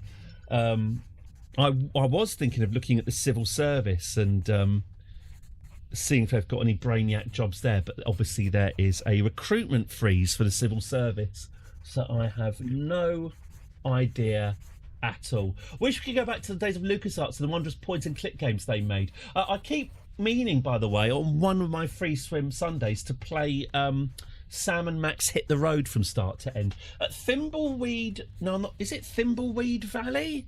I bought that about 10 years ago, and I played it for a good few hours, and then I stopped playing it. So that's another one I could play. Anyway. I did like the latest Guybrush one. What's it? The Monkey Island from about 4 years ago.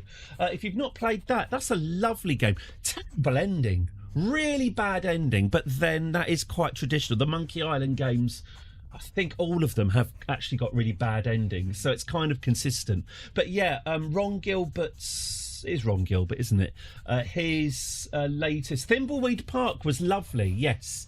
Like I said, I got quite far through it and then stopped, so I should probably start that again. But yes, the Monkey Island that was made a few years ago, I played that with the kids watching, and we all really, really enjoyed it. It was lovely, so I do recommend that. Right, the daylight slowly fades. Have I read this before? Right, okay. Let's embellish.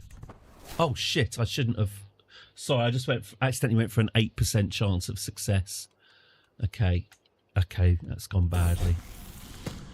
A few days have passed and I'm making my way through the transcript. The current passage... Hang on. The current passage is drier than gravel laid out in the sun. Oh, pardon. No one wants a dry passage. My mind starts to drift to other matters and I blink a few times to force myself back to the realm of reality. The gist of the passage... Oh, pardon. ...seems related to religious studies and their gleanings, which in and of itself isn't inherently stale. I casually observe a pit of hounds of human faces scribbled in the margins while I ponder the situation. I wish I was more learned. Yeah, we are not qualified to do this job at all. Yeah, we've yet again failed to do any transcriptions. I think scholarly work may be beyond Boss Bunny. I'd better hunker down. Okay, half-written pages, ink blotches, quills everywhere. I rub my temples as I ponder the chaos my unsuccessful transcription has resulted in. The eyes of Lord Elised's attendants are burning a hole in my neck. Yeah, okay. And I dread turning around to face my imminent failure. But then, as I study a tiny knight straddling a magnificent snail sketched in the marginalia, I straighten my back in a sudden spur of defiance. Fail? I just need to rush through these last few pages. I'd better hunker down and gain 144 stress. Overwhelmed by stress. That's fine. Lord Elised purses his lips as he inspects the manuscript. It is indeed a replica of the original piece. Thank you for your reliable delivery. Oh, we did it. We just had to massively stress out because we're basically not very clever. But he turns around to leave, but stops for a moment to mention, oh, you can pick up your reward at the door. See yourself out. I spot the satchel by the door as I turn to leave. 20 quid. 20 quid, that was. I'll tell you what, that does not pay anywhere near as well as crime. Bite your lip and try to stay focused, love. Okay, you need to de-stress. You've got 351 quid. You can find a way to de-stress with that, I'm sure. Let's get you back at the camp. Now, I don't think we should do any scholarly work in the future. That hasn't worked out amazingly.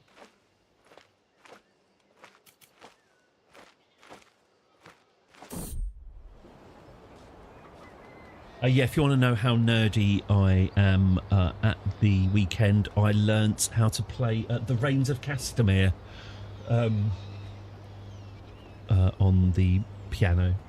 It's nice. I've been Lannistering it right up. Yeah, it's good. I could play it on the recorder at the end. Anyway, Cop Siege is in charge of our food supplies. Oh, good old the OG Cop Siege, and oh great, he's ruined them all. Nature will provide for us. Okay, so we're going to need to lose some stress here. Let's have a look. We could have a hunt, a pilgrimage. Could we have a pilgrimage to Canterbury? Piety, legitimacy. Oh, camp revelry. Oh, hang on. Plan camp revelry. Yeah. This. Guest of honour. Ooh. Shall we invite the King of Wessex to our camp? Yeah, let's invite the King of Wessex to our camp. Let's have a lavish spread with, well, sparse drinks. That's excessive drinking only gets in the way of good conversation. Anyway, let's invite the King of Wessex to our party, shall we?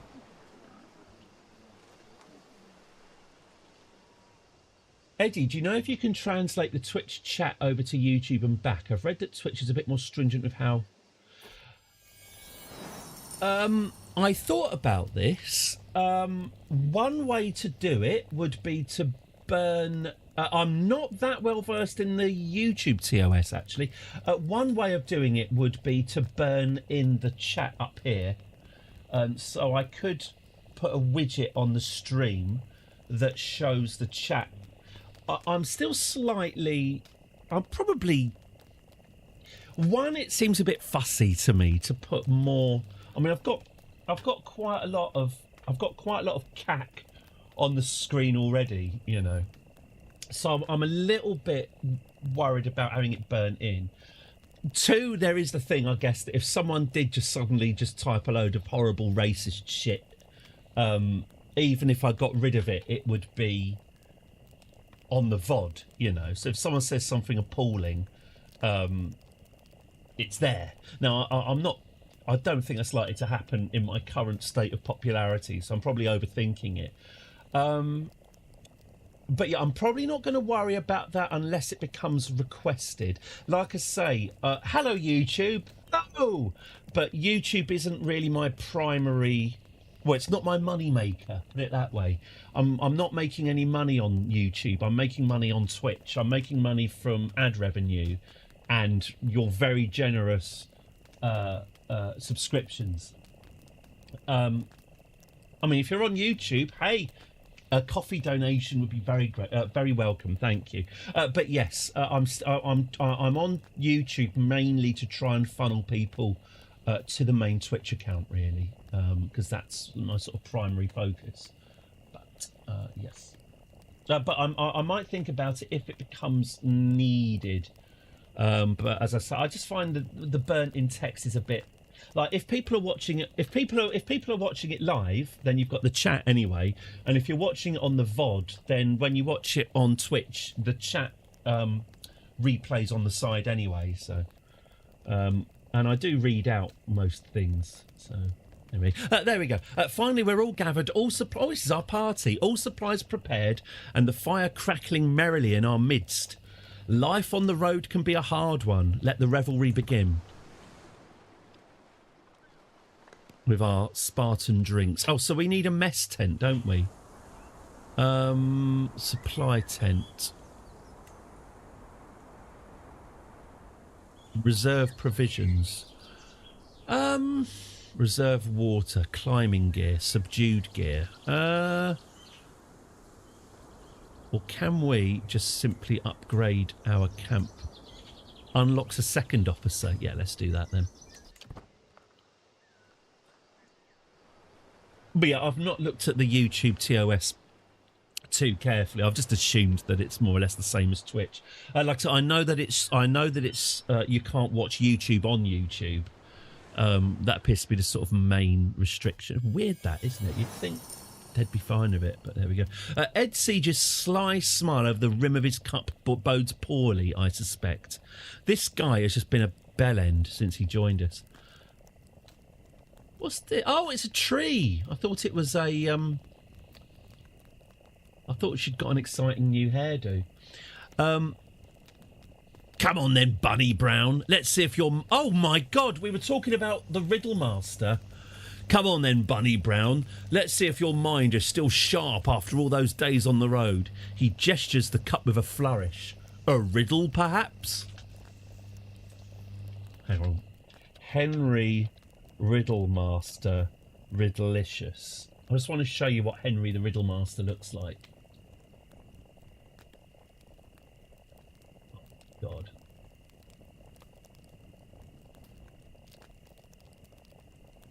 Oh, I'm on Facebook. Oh my God. Ugh. Hey, have a good lurk, Space Ben. Thank you, boys. At ease. There he is. There's Henry the Riddlemaster with Indian Claudia. There's a man who enjoys issuing riddles. Yep. Yeah. You get the idea. You get my problem. Yep. Where are we?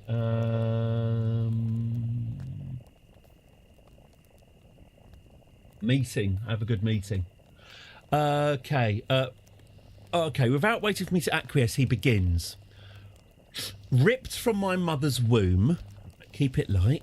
Ripped from my mother's womb, ripped from my mother's womb, beaten and burned, I became a bloodthirsty killer. What am I? I don't think I saw this one on the Riddlemaster. Ripped from my mother's womb, beaten and burned, I become a bloodthirsty killer. What am I? Perhaps the answer is... My guess is wrong. See that some harm comes to Well, if anyone's got any ideas what that might have been, let me know.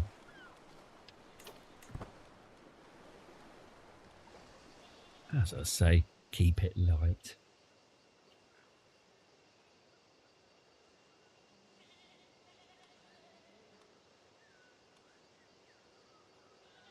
When they don't want to sponsor me.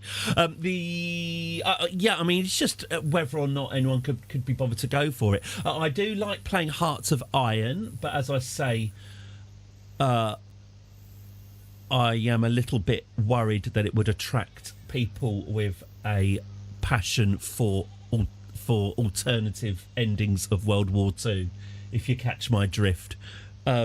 I love me some World War II. I love me some Netflix greatest events of World War II in colour. Absolutely, you know, being a World War II enthusiast is absolutely fine. But it's a certain type of World War II enthusiast. It's just, I don't, you know. I'd rather not. Hello. I can't, you know, I've... Billy no mates. I have tried playing as Nazi Germany in Hearts of Iron, but it's just not much fun because the Nazis suck. I mean, you know, in general, and also in war. But you know, conquering the Europe as Nazi Germany doesn't really make me feel. There are 2 people streaming this, 6 viewers each. Hey, we're winning in the most insignificant way possible. Number one. Thank you, Ben. That's actually good to know. So maybe, but it would be a bit of an uphill struggle because I did play Stellaris. It's one of those games that feels like it should absolutely be right in my wheelhouse. Galactic base building, naming ships, colonising planets, fleets. All this stuff should absolutely be within my wheelhouse. It just didn't shimmer and sparkle for me, and I can't really explain why. It's a bit like The Witcher. So possibly yes, but I'll tell you what, the last couple of weeks, my viewing figures have been down in the 1s and the 2s. Now, bless you, literally as I watch, someone leaves. Yeah, me diversifying is almost always a disaster. So at the moment, I am sticking to what I know, which is this. And then Edberg gesticulates wildly as she weaves a story that by now has been quite a long time in the making. He tumbled like a sack of bricks. Hit him right in the head, it did. Oh, Edberg. Edberg soaks in the acclaim of the gathering with a satisfied smile. It was quite a tale of daring do indeed. The assorted company still seemed quite agog, trying to cajole another story from Edberg's lips. What was it you hit him with again? I take it the King of Wessex didn't turn up. Have I tried being wacky with a paper crown? You know, I was thinking way back when I was planning this whole stream, I was thinking of getting myself an inflatable crown or something from eBay that I could wear. And then I remembered, you know, I need just a tiny smidgen of self-respect. I can dress up like a mushroom. I take it, are we? Yes, we're still hosting this revelry. So the king, just to make it, the king did not... Oh, he's here! Oh, wow, look. Petty King Ethelred is at my party. Jesus. Hello. Oh, he quite likes me. Petty King Ethelred's soft sword. Now, that's not nice. That's not nice. Soft sword. Oh, oh, right. His name's Soft Sword, and it is exactly what you think it is. Petty King Ethelred is not a champion in the field, nor in bed. Oh, that's so sad. He's 1100 years after. He's 1100 years too early for the little blue pills as well. Oh, God bless him. Oh, let's pin him. Poor Soft Sword. I do need impregnating. Maybe we can coax... I mean, if that's his missive... Oh, no, look, she's pregnant. Oh, well, he's got... His tadpoles are flying in formation. Right. Seduce. Very hard. That's not what I've heard. I do need knocking up, yeah. He's fighting the Vikings in Northumberland. Okay. Right, well, I'm glad that we're mates with Petty King Ethelred anyway, that's good. Request a claim. Oh, I can get the Pope to give me a claim on Wessex. Okay, fine. Cool, well, let's hope he has a nice time. My lady, Guthriff approaches, wringing his hands in worry. I don't know where Ethelred is. It's been quite some time. It has been quite some time since I last saw Ethelred. The Ethelred... Do you mean Soft Sword? Yes. I don't know where Soft Sword is. It's been quite some time since I last saw Soft Sword. The skies, meanwhile, darken ominously as dusk draws near. Where is it? We're always losing these kings. These kings do wander off, don't they? Do we need to go out and try... Have we lost a king?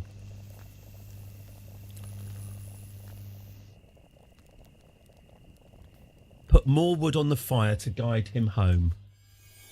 Ooh, no sooner had we sat Soft Sword down than a rustling in the bushes betrays the presence of another. I leap to my feet, but as the light sharpens the figure heading towards us, it is clear she means no harm. Please, she begins. Not here to cause trouble. I'm just a travelling healer, paying my way through medicine. Don't know why she sounds like that. She's 29 years. Lusty Maud. Maud is lustful and sadistic, is she? Could you pass the peanuts, Maud? No, the ones at the bottom. I caught sight of the smoke trails. I'd be indebted if I could stay a while and join your revelries. Here, have some food for the inconvenience. Come, sit, teach me your medical ways. She joins the camp revelry. Our carousing increases. Yeah, but I'd quite like her to join permanently. More Lusty Maud, come and stay permanently.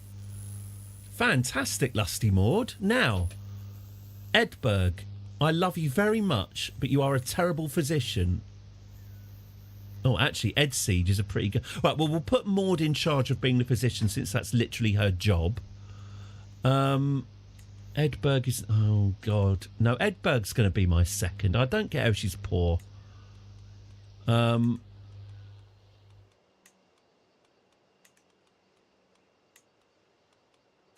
Okay, that's fine. Why is my girlfriend doing everything? Because That's from the start, isn't it? She used to be my girlfriend right from the very start. So, but I'm not gonna fire her from being my second. She's the first in my heart. That said, can I bang Maud? Oh yes, I'm trying to sway the petty queen, aren't I? Maybe I shouldn't be trying to sway the petty queen. Maybe I should be trying to have sex with Wessex boy. Oh look, there's Stonehenge. No, we're not going to do fucking Stonehenge. I'll tell you something about Stonehenge. If you've not seen it, like the terrorist group ISIL, you've got to hand it to it. I do like Stonehenge. When I'm lucky enough to get a ticket to Glastonbury, always drive past Stonehenge. Always get a little tingle from Stonehenge. And on the way back last time, because I get the coach back at about 3:30, 4 in the morning, and saw the sun rising. We were driving past Stonehenge. If you're not familiar, by the way, there's a road. Basically, whenever you see Stonehenge out on the plains, looking all isolated and beautiful, is just behind the camera is the A303, is the major east-west road between the southwest of England. They were going to build a tunnel. The last government were going to build a traffic tunnel at vast expense underneath Stonehenge, so that the road wouldn't be visible from Stonehenge. But it was pointed out by archaeologists that digging massive tunnels underneath areas of extreme historical importance isn't a good idea. I think the Stonehenge tunnel's been cancelled. Obviously, the taxpayers spent a gazillion million quid on consultancy, but yes, they were going to. But there's currently a major motorway, more or less, going about 100 metres from Stonehenge, which is bad for the piece of Stonehenge, but it's really, really good if you want to get a look at it. Yeah, I'd imagine. I'm no archaeologist, but I reckon you got your surface, right? You got your millennia's old Neolithic, construction on the surface. I reckon if you did a bit of digging, you might find something else. But or just get a big machine and do a big tunnel. There's a cave of Excalibur under it. But yeah. If you are ever, here we go. Here's a celebration of Britishness. If you are ever in England and you want to go and see Stonehenge, I would say, yeah. I mean, it's a circle of stones. Don't expect anything other than a circle of stones. But and I'm a cynical sod, but there is something magical about them, and there's something about seeing it that makes me go all quiet and very thoughtful. Unlike Glastonbury 2015, I think, when I was on a coach, sat very near this girl who was making her way, a significant way through a bottle of vodka. She'd got through half of it by the time we got to Stonehenge. At which point, she started loudly and repeatedly telling Stonehenge to fuck off. Saying that she fucking hated Stonehenge can fuck off, and that Stonehenge could fuck itself. Again, another celebration of Britishness. You have a whole coach full of British people and one drunk person screaming abuse at Stonehenge, and everyone else is just going, just not getting involved in the Stonehenge hate. But she was wrong. It is it makes you think. Graduated uni with an archaeology degree can confirm that building a tunnel under Stonehenge is a stupid fucking idea. There are a range of views. There's that view, and then there's I fucking hate Stonehenge. But yeah. If you go on Google Maps, by the way, because my parents will tell you, my parents will tell you that if you look, there's actually, you can see there was a road. I think it's basically 5 metres. You could pretty much just drive right next to it. In the good old days, and you see this in National Lampoon's European Vacation, you could literally drive your car into Stonehenge and just get out and then have a good old feel of the stones, scrape your name on it, rev your engine, get your 4-star leaded petrol, get it into the carbon dating, spin your wheels and fuck off out of there. They don't let you do that anymore. But if you look on Google Maps, you can still see where the old road was. Anyway, Stonehenge, it's good. I mean, don't fly all the way across the Atlantic just only to see it, but you know, it's good. It's good. Better than Madame Tussauds or the planetarium, anyway. Patriotism. The fire sputters, its embers now merely glowing where once they roared. The revellers likewise begin to drift off towards their sleeping spots. A good time was had by all, but the hour has come to call the entertainment done for now. A wonderful revelry it was too. I'd say so. We had a bloody king. You know, we had and the king got lost as well. All right, it was old soft sword, but a king's a king. There we go. Oh, look, it's de-stressed her completely. Marvellous.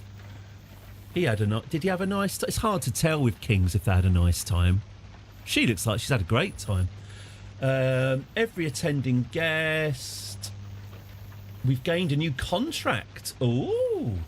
Pope, check. Pope's fine. He's 70. Finished the camp revelry. I know I really should have done the Pope right at the start, but I forgot. And a figure stumbles into the camp. His name is Red Wolf. There's more like me, all of us left to rot after every petty conflict ends. Our sword arms work as well as ever, but our lot is to wander and starve. All good, another mouth. We're the only ones left who won't rob the vulnerable for food and valuables. Oh, we will. We'll do that. His eyes glint with determination. I'd rather die. Right, you're better than I and more foolish. So we can steal this brooch off of him, which increases my fertility, prowess and prestige. Okay, so I could mug him for his brooch. We could use another blade now. He's 32. He does have prowess. Maybe we could use him. Come, sit and recover, eat, and I will gain... No, just join us, Red Wolf. Impressive beard. It is an impressive beard, isn't it? Oh, yeah, we are very much on a recruitment drive at the Balladeers. So, there we go. Here we go. Oh, Thane Eanthriff wants us to rescue a fair subject again. Into the woods of St. Breavilles. Where's that then? Gloucestershire, all right. Travel to accept. My mum was nearly murdered by Fred West when she was hitchhiking through Gloucestershire.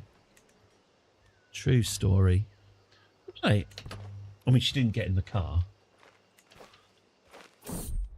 Oh, Red Wolf. I don't want to preempt what's going to happen, but I think Red Wolf, it's been nice knowing you. Traversing the plains on the outskirts of Wiltshire. It's all right. It's what we recruited him for. We're suddenly attacked by a swarm of bandit riders out for blood. Surely El Beathric will send help. I wouldn't count on it. He hates us. As time because we robbed his citizens. Okay. As time drags on, we're chased by the scoundrels. For the longest avoiding battle, it becomes painfully clear that no help is coming. My knight, Red Wolf, my new recruit, rides up next to me, a solemn look in his eyes. We both know the tactic that we've practiced in the past. So I've got a choice here. We could either stand as one with a 47% chance of death and calling it a day for Series 4. Series 4 could end one click of my mouse could end Series 4 and we'll get on to Series 5. Or, Red Wolf, you know what to do. He will stay behind to distract the attackers and die. Cheers, mate. All right, we need to recruit someone else. No one has jizzed in us. We've got some. Don't say lady jizz. Don't say lady jizz. We've had plenty of lady jizz, but sadly not the sort with wiggly tails. I do need that baby batter. Yeah. Well, when there'll be plenty. Yeah, there's not enough. The camp doesn't smell anywhere near enough of linden trees to get a baby. There is that old man who likes us, so I was thinking of maybe sitting on him. We don't need to get married, do we? Arthur's We got just plenty. need to get knocked We've all up. got plenty. Plenty to go round. My wife's got what it takes. Again, that will be better tomorrow. That will be... I've exported that wrong, so that will be a better emote tomorrow. A tired Thane Ian Frith, all right, him again, approaches the camp with his mane. That damn woman, I hear the Thane mumble. I bid you good morning, Bunny Brown. Yes, all right, I think he got away with it. I bid you good morning, Bunny Brown, he says, wiping the sweat off his forehead. It seems that a most beautiful woman has been lost in the woods. All right, yeah, we'll give that a go again. We'll be better at it this time, probably. Right, Maud can be the muscly Maud. Also, Ed Siege. Guthriff can be the outcome. We'll need a thug. If you're looking for a girl lost in the woods, you need a complete bastard. And as a lookout, Cuthred, I suppose. My girlfriend isn't even invited.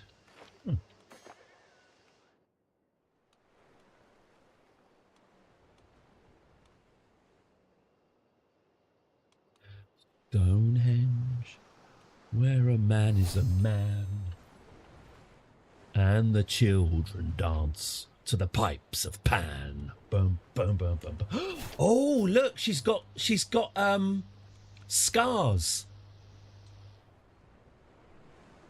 Cool. Now that's a bit more bandit leader. Good. You don't want to leave a beautiful corpse. And she got that. How did she? Was it rescuing her girlfriend from a fire? Wasn't it as well? So they're heroic scars, not embarrassing ones. I don't think the problem was that we were off tonight.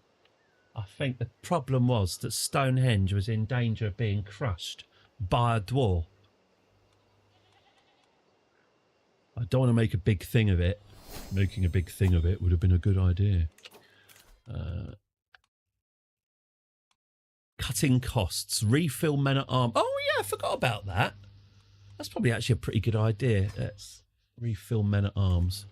We haven't needed men at arms yet, have we? Create a men at arms regiment. Oh, we can't even do that. Okay. Can I ask a practical question?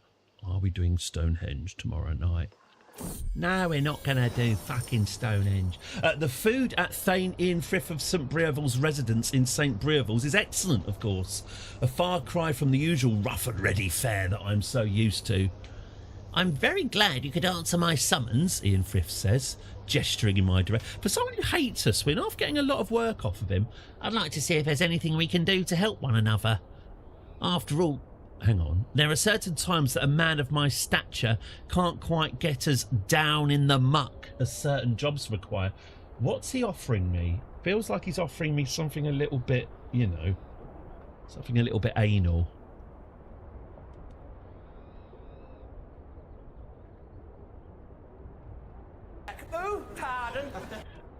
Food or gold? Gold. Gold can be exchanged for...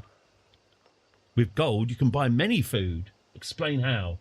You can't reach the top shelf in the shop either. You know, that's one of the few times in life when I feel genuinely useful. Every now and then, if I'm in a supermarket, I'm 6'3". Ladies will ask me to retrieve items from top shelves when I'm walking past. It happens quite a lot. I like it. It's the most chivalrous I ever get to be. Once I had to get a giant bumper pack of toilet roll for a lady who asked me. That's how... It doesn't get more chivalrous than that, does it? And then I told everyone on the internet. Well, 8 people on the internet. Plus YouTube. Hello, YouTube.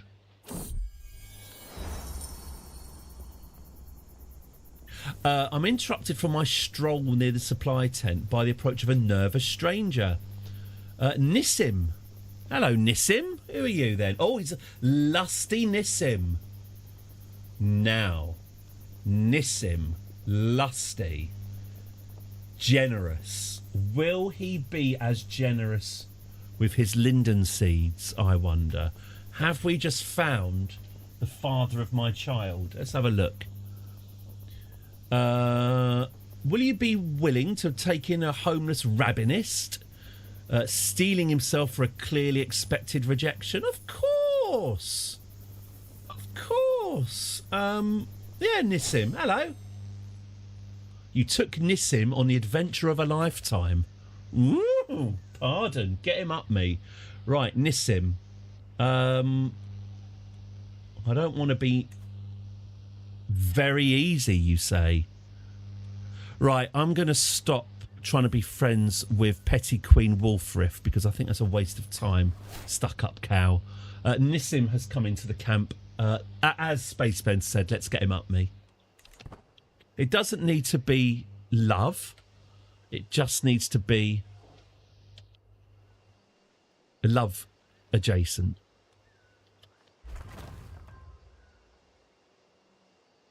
Okay. We need to build a bit more of our camp up then. Barber's tent. Mess tent. Woo-hoo-hoo. Roaring campfire. Max Men at Arms Regiment +1. Yeah, let's get a roaring campfire on the go then, shall we? Cordial will do. Yes, cordial and a business-like milking of Nissim, I think.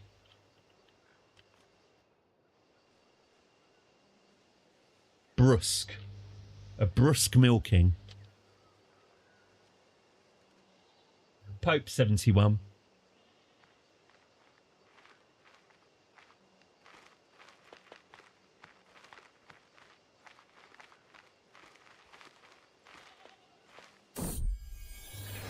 I sit by the supply tent, letting the sounds and smells of the camp wash over me. It's very different from a life within the safe walls of a palace. The freedom is easy to enjoy. No obligations, no counsellors yapping, no dignitaries to entertain. None of the downsides of the trappings of power. Yet these freedoms are dearly purchased. The constant scraping for survival wears thin. Increasingly, every night I yearn for a proper bed. I must claim some lands in the future. You gain lust for land. Yeah, we must claim some lands in the future. I can see a future where we might be in charge of a county or two.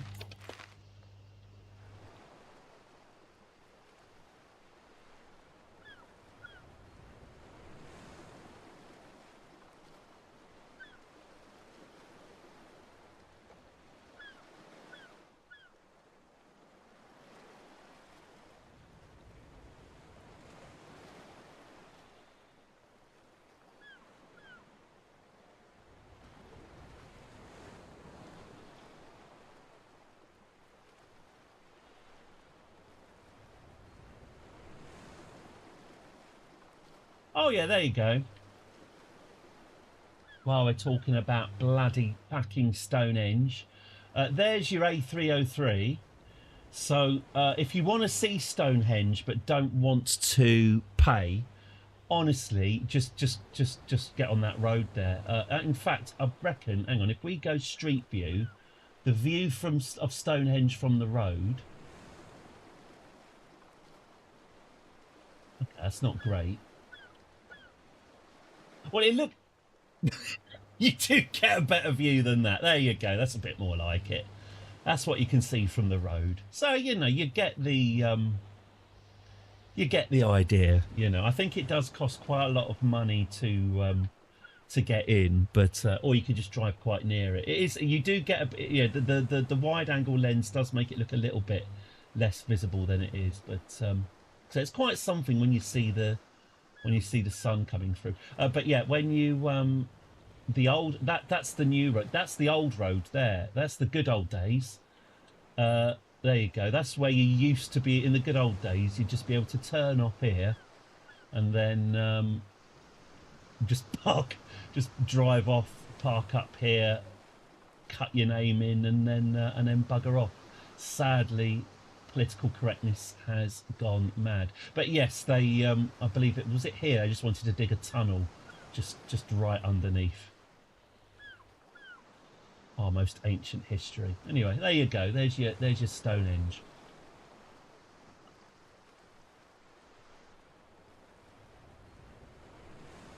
If you're an English heritage member, you get to go for free. Oh, there we go. Yeah, I went into Stonehenge when I was about 7. They had bizarrely, they had lots of pictures of Neil Armstrong, because it was taking you through the various ages of man, and I'm old enough to remember when the times we're living in was called the space age. You don't hear the space age much anymore, do you? I think the space age lasted for about 20 years, but exciting time to be an 8-year-old anyway. Oh yes, they've got a new visitor centre, haven't they?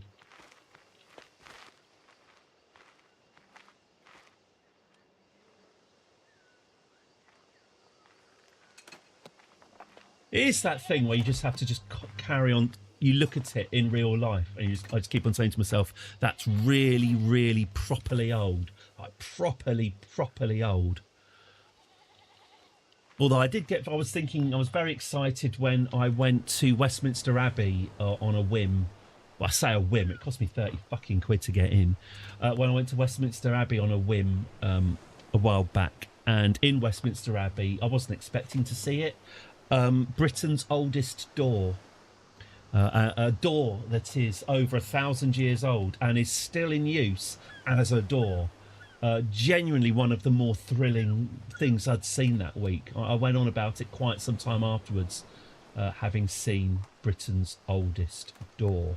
I'm thinking about it now and thinking it was a good. I mean, I tell you what, thick door as well, well made. It was a door that was built to last, you know.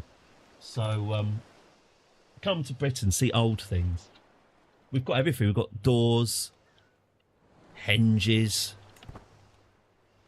the lot. Okay.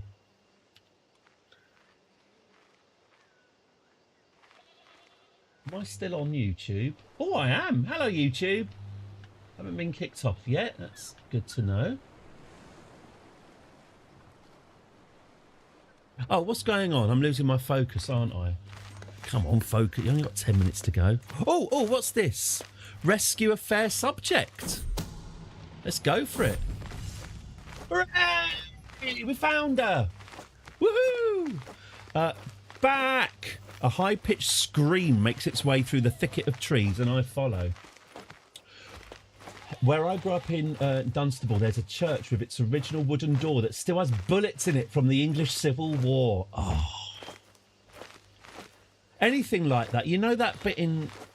Oh, because with the 1,000-year-old door as well. I don't know if you got that. I take it you touched it. I always think of that bit in Star Trek First Contact where Picard puts his hand on the Phoenix and he says, oh, it's something about touching it. He wasn't allowed to touch it when he was in a museum.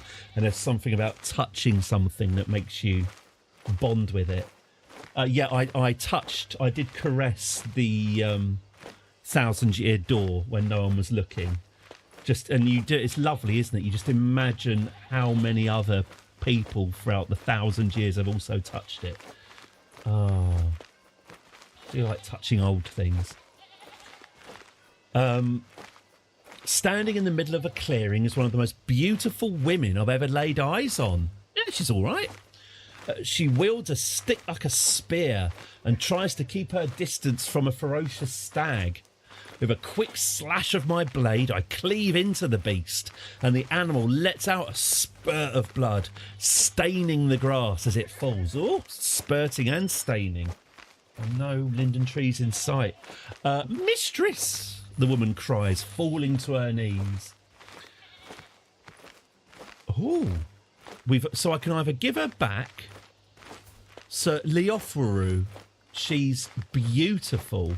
Enthralling, mesmerising and lovely, Liofru outshines most with her beauty. In Japanese, if she's called Liofwaru, doesn't that translate as bad Liof? I might be wrong, but doesn't waru at the end of something mean it's bad? I'll just assume I'm right until I'm corrected. So we've a long path ahead of us. Gained innocent, rescued. You gained opinion for a contract. We add him to our role of patrons. Okay, that's parted. Or we do not have to part ways. She will join our camp. Oh, so either way, we've completed the contract. Oh, do you want to join us then, Leof Waru? Bad Leof. She feels honoured. Well, hey, we've gained another member, so to speak. Well, if my girlfriend dies, at least I've got a spare. Okay. I come across a man while passing through Malmesbury. He's rabid and quietly invokes God as I approach. What, when he sees this face? Greetings, my name is Rindaran. I am a porter. I like to claim I carry all of Malmesbury on my back. Ha ha. I package and transport all manners of objects. Pottery, foodstuffs, weapons, you name it. I would be willing to join your camp, he continues. A few coins would be enough to lure me away from this place. A few, what, 50 quid? I'll pay you in food. Right, we have got quite a little motley little band here, haven't we? This is quite good. And I think I can now create a men-at-arms regiment. And now we probably don't need to do that yet. Malmesbury's a shithole. I've never been to Malmesbury. We have a quick. I'm just going to have a quick. Oh, sorry. I just opened a window. I was going to just have a quick random look at Malmesbury and.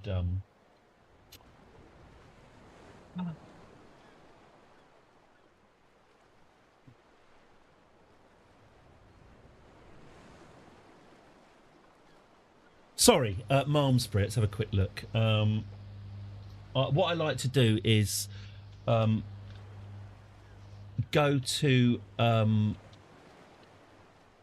Street View at a random location in a given town and use that one view to see if somewhere's a shithole or not. Malmesbury, UK. Okay, here we go. Let's go to Malmesbury. Okay.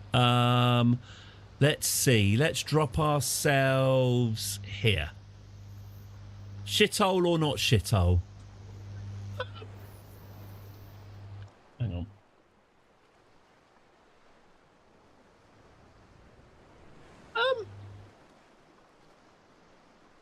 It's all right. I mean, I get. Yeah. Right. I mean, it looks. Yeah. It looks racist. Not a lot in the way of shops, is there? You tell you what, this lot need. They need an out-of-town shopping centre of some kind. Oh, hang on. Oh dear. Okay. I think we've justified the label. It's not a good sign, is it? 2 pubs, 1 co-op, crap parking. Yeah, I can see. Oh, look at that. Yeah. You can see the crap parking there, can't you? Yeah. Well, this is the centre of town, isn't it? Have a nice. I'm sure the local youth have a nice long hot piss against that war memorial on a Saturday. Oh, there they are, having just finished their pissing, probably. There we go. Malmesbury there. Yeah, I'm not in a hurry. Right, sorry, carrying on. Oh, we've only got 4 minutes. Stop being distracted. Okay. Are we back at camp yet? Oh, we are back at camp. Good. What are our job options? Support a faction, fight corruption, fight corruption. Doesn't sound great. Maybe it's time for us to move on. Well, why don't we move our camp to Canterbury? And then tomorrow... Yeah, let's move our camp to Canterbury. And then tomorrow... Tetbury's nicer, but you can't afford to live there. Oh, look, we've got a pink... Oh, look at that. We've got a hot pink caravan. Excellent. Yeah, let's move to Canterbury, which is very nice, by the way.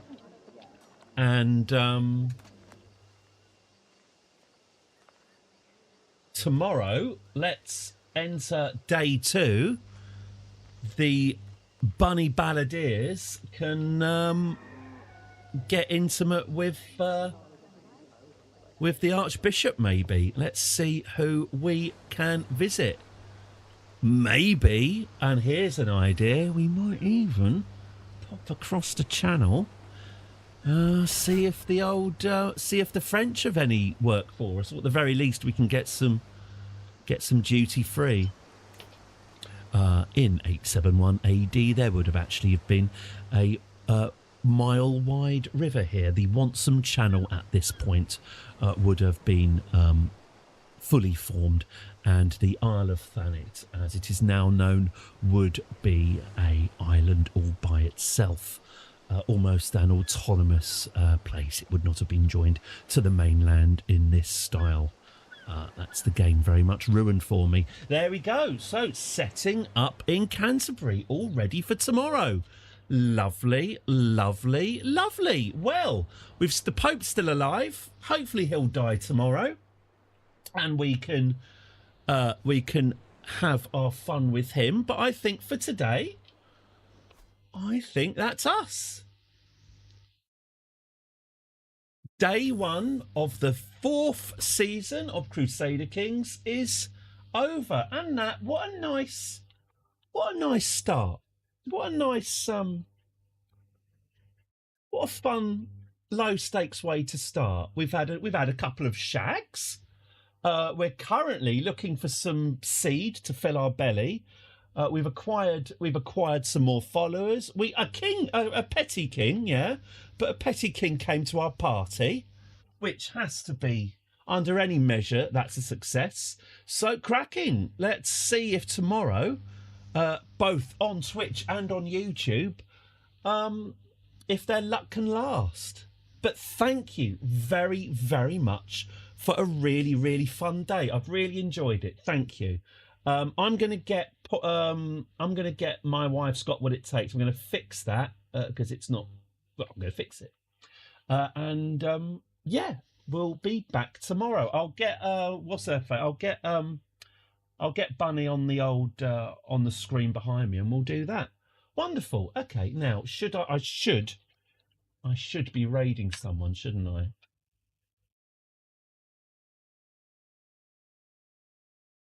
Well, we were talking about we'll raid Lulu Bang Bang after I've said goodbye to you. Brilliant. Well, thank you. Oh, actually, now how do I want to do this? I've got a new way of ending the stream, but I'm not sure it's very friendly. Oh, hang on, that's not even right. Hang on. Let's get the most basic facts right first. We'll be back tomorrow at 10 a.m. UK.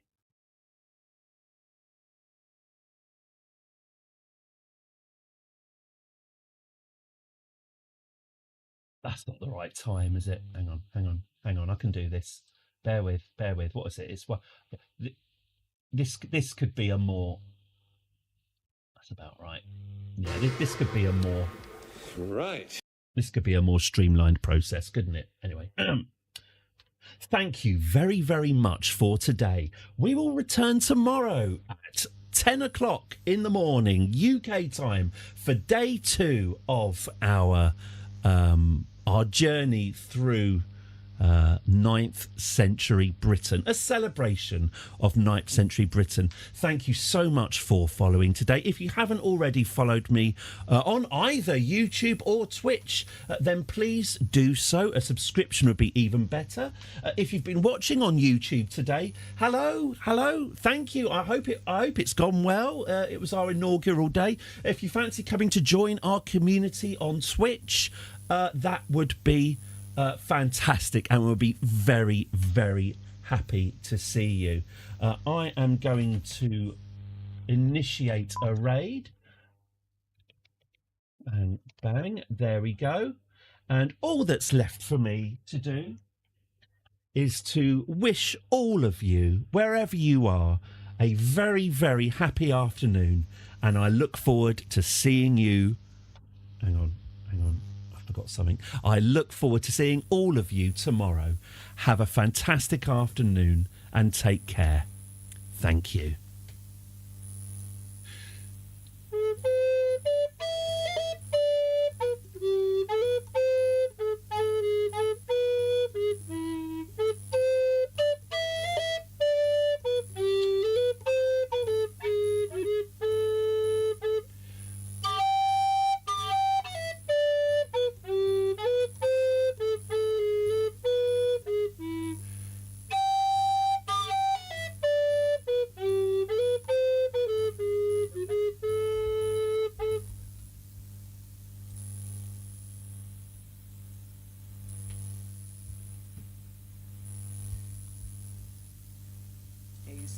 It was Eddie. It wasn't Eddie. I wasn't married to Eddie.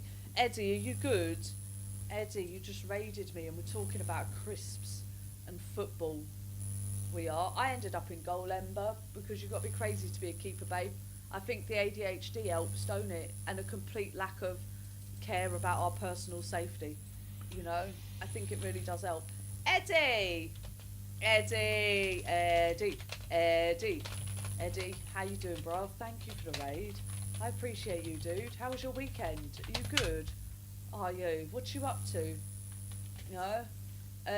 You try play with the boys. They've just got to use their hips and you go flying. Derek, they were just too big.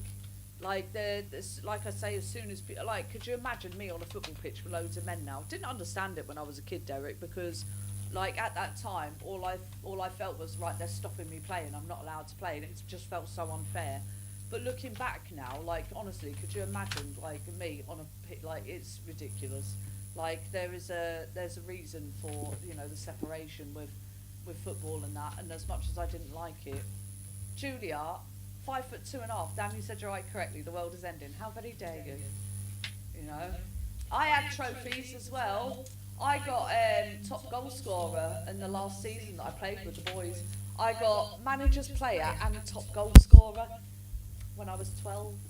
I've got another trophy as well, but the child broke it. One of my niece broke it.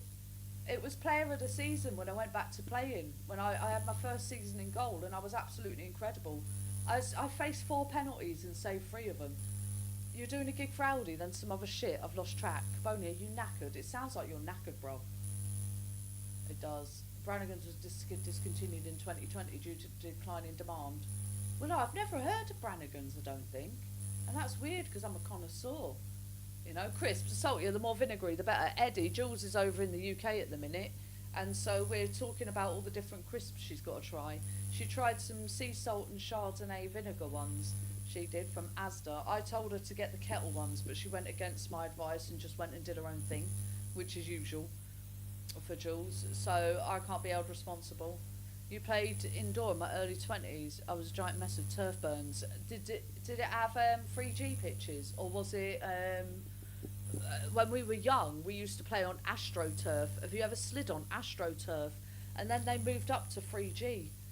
It did. I was a manager, Derek.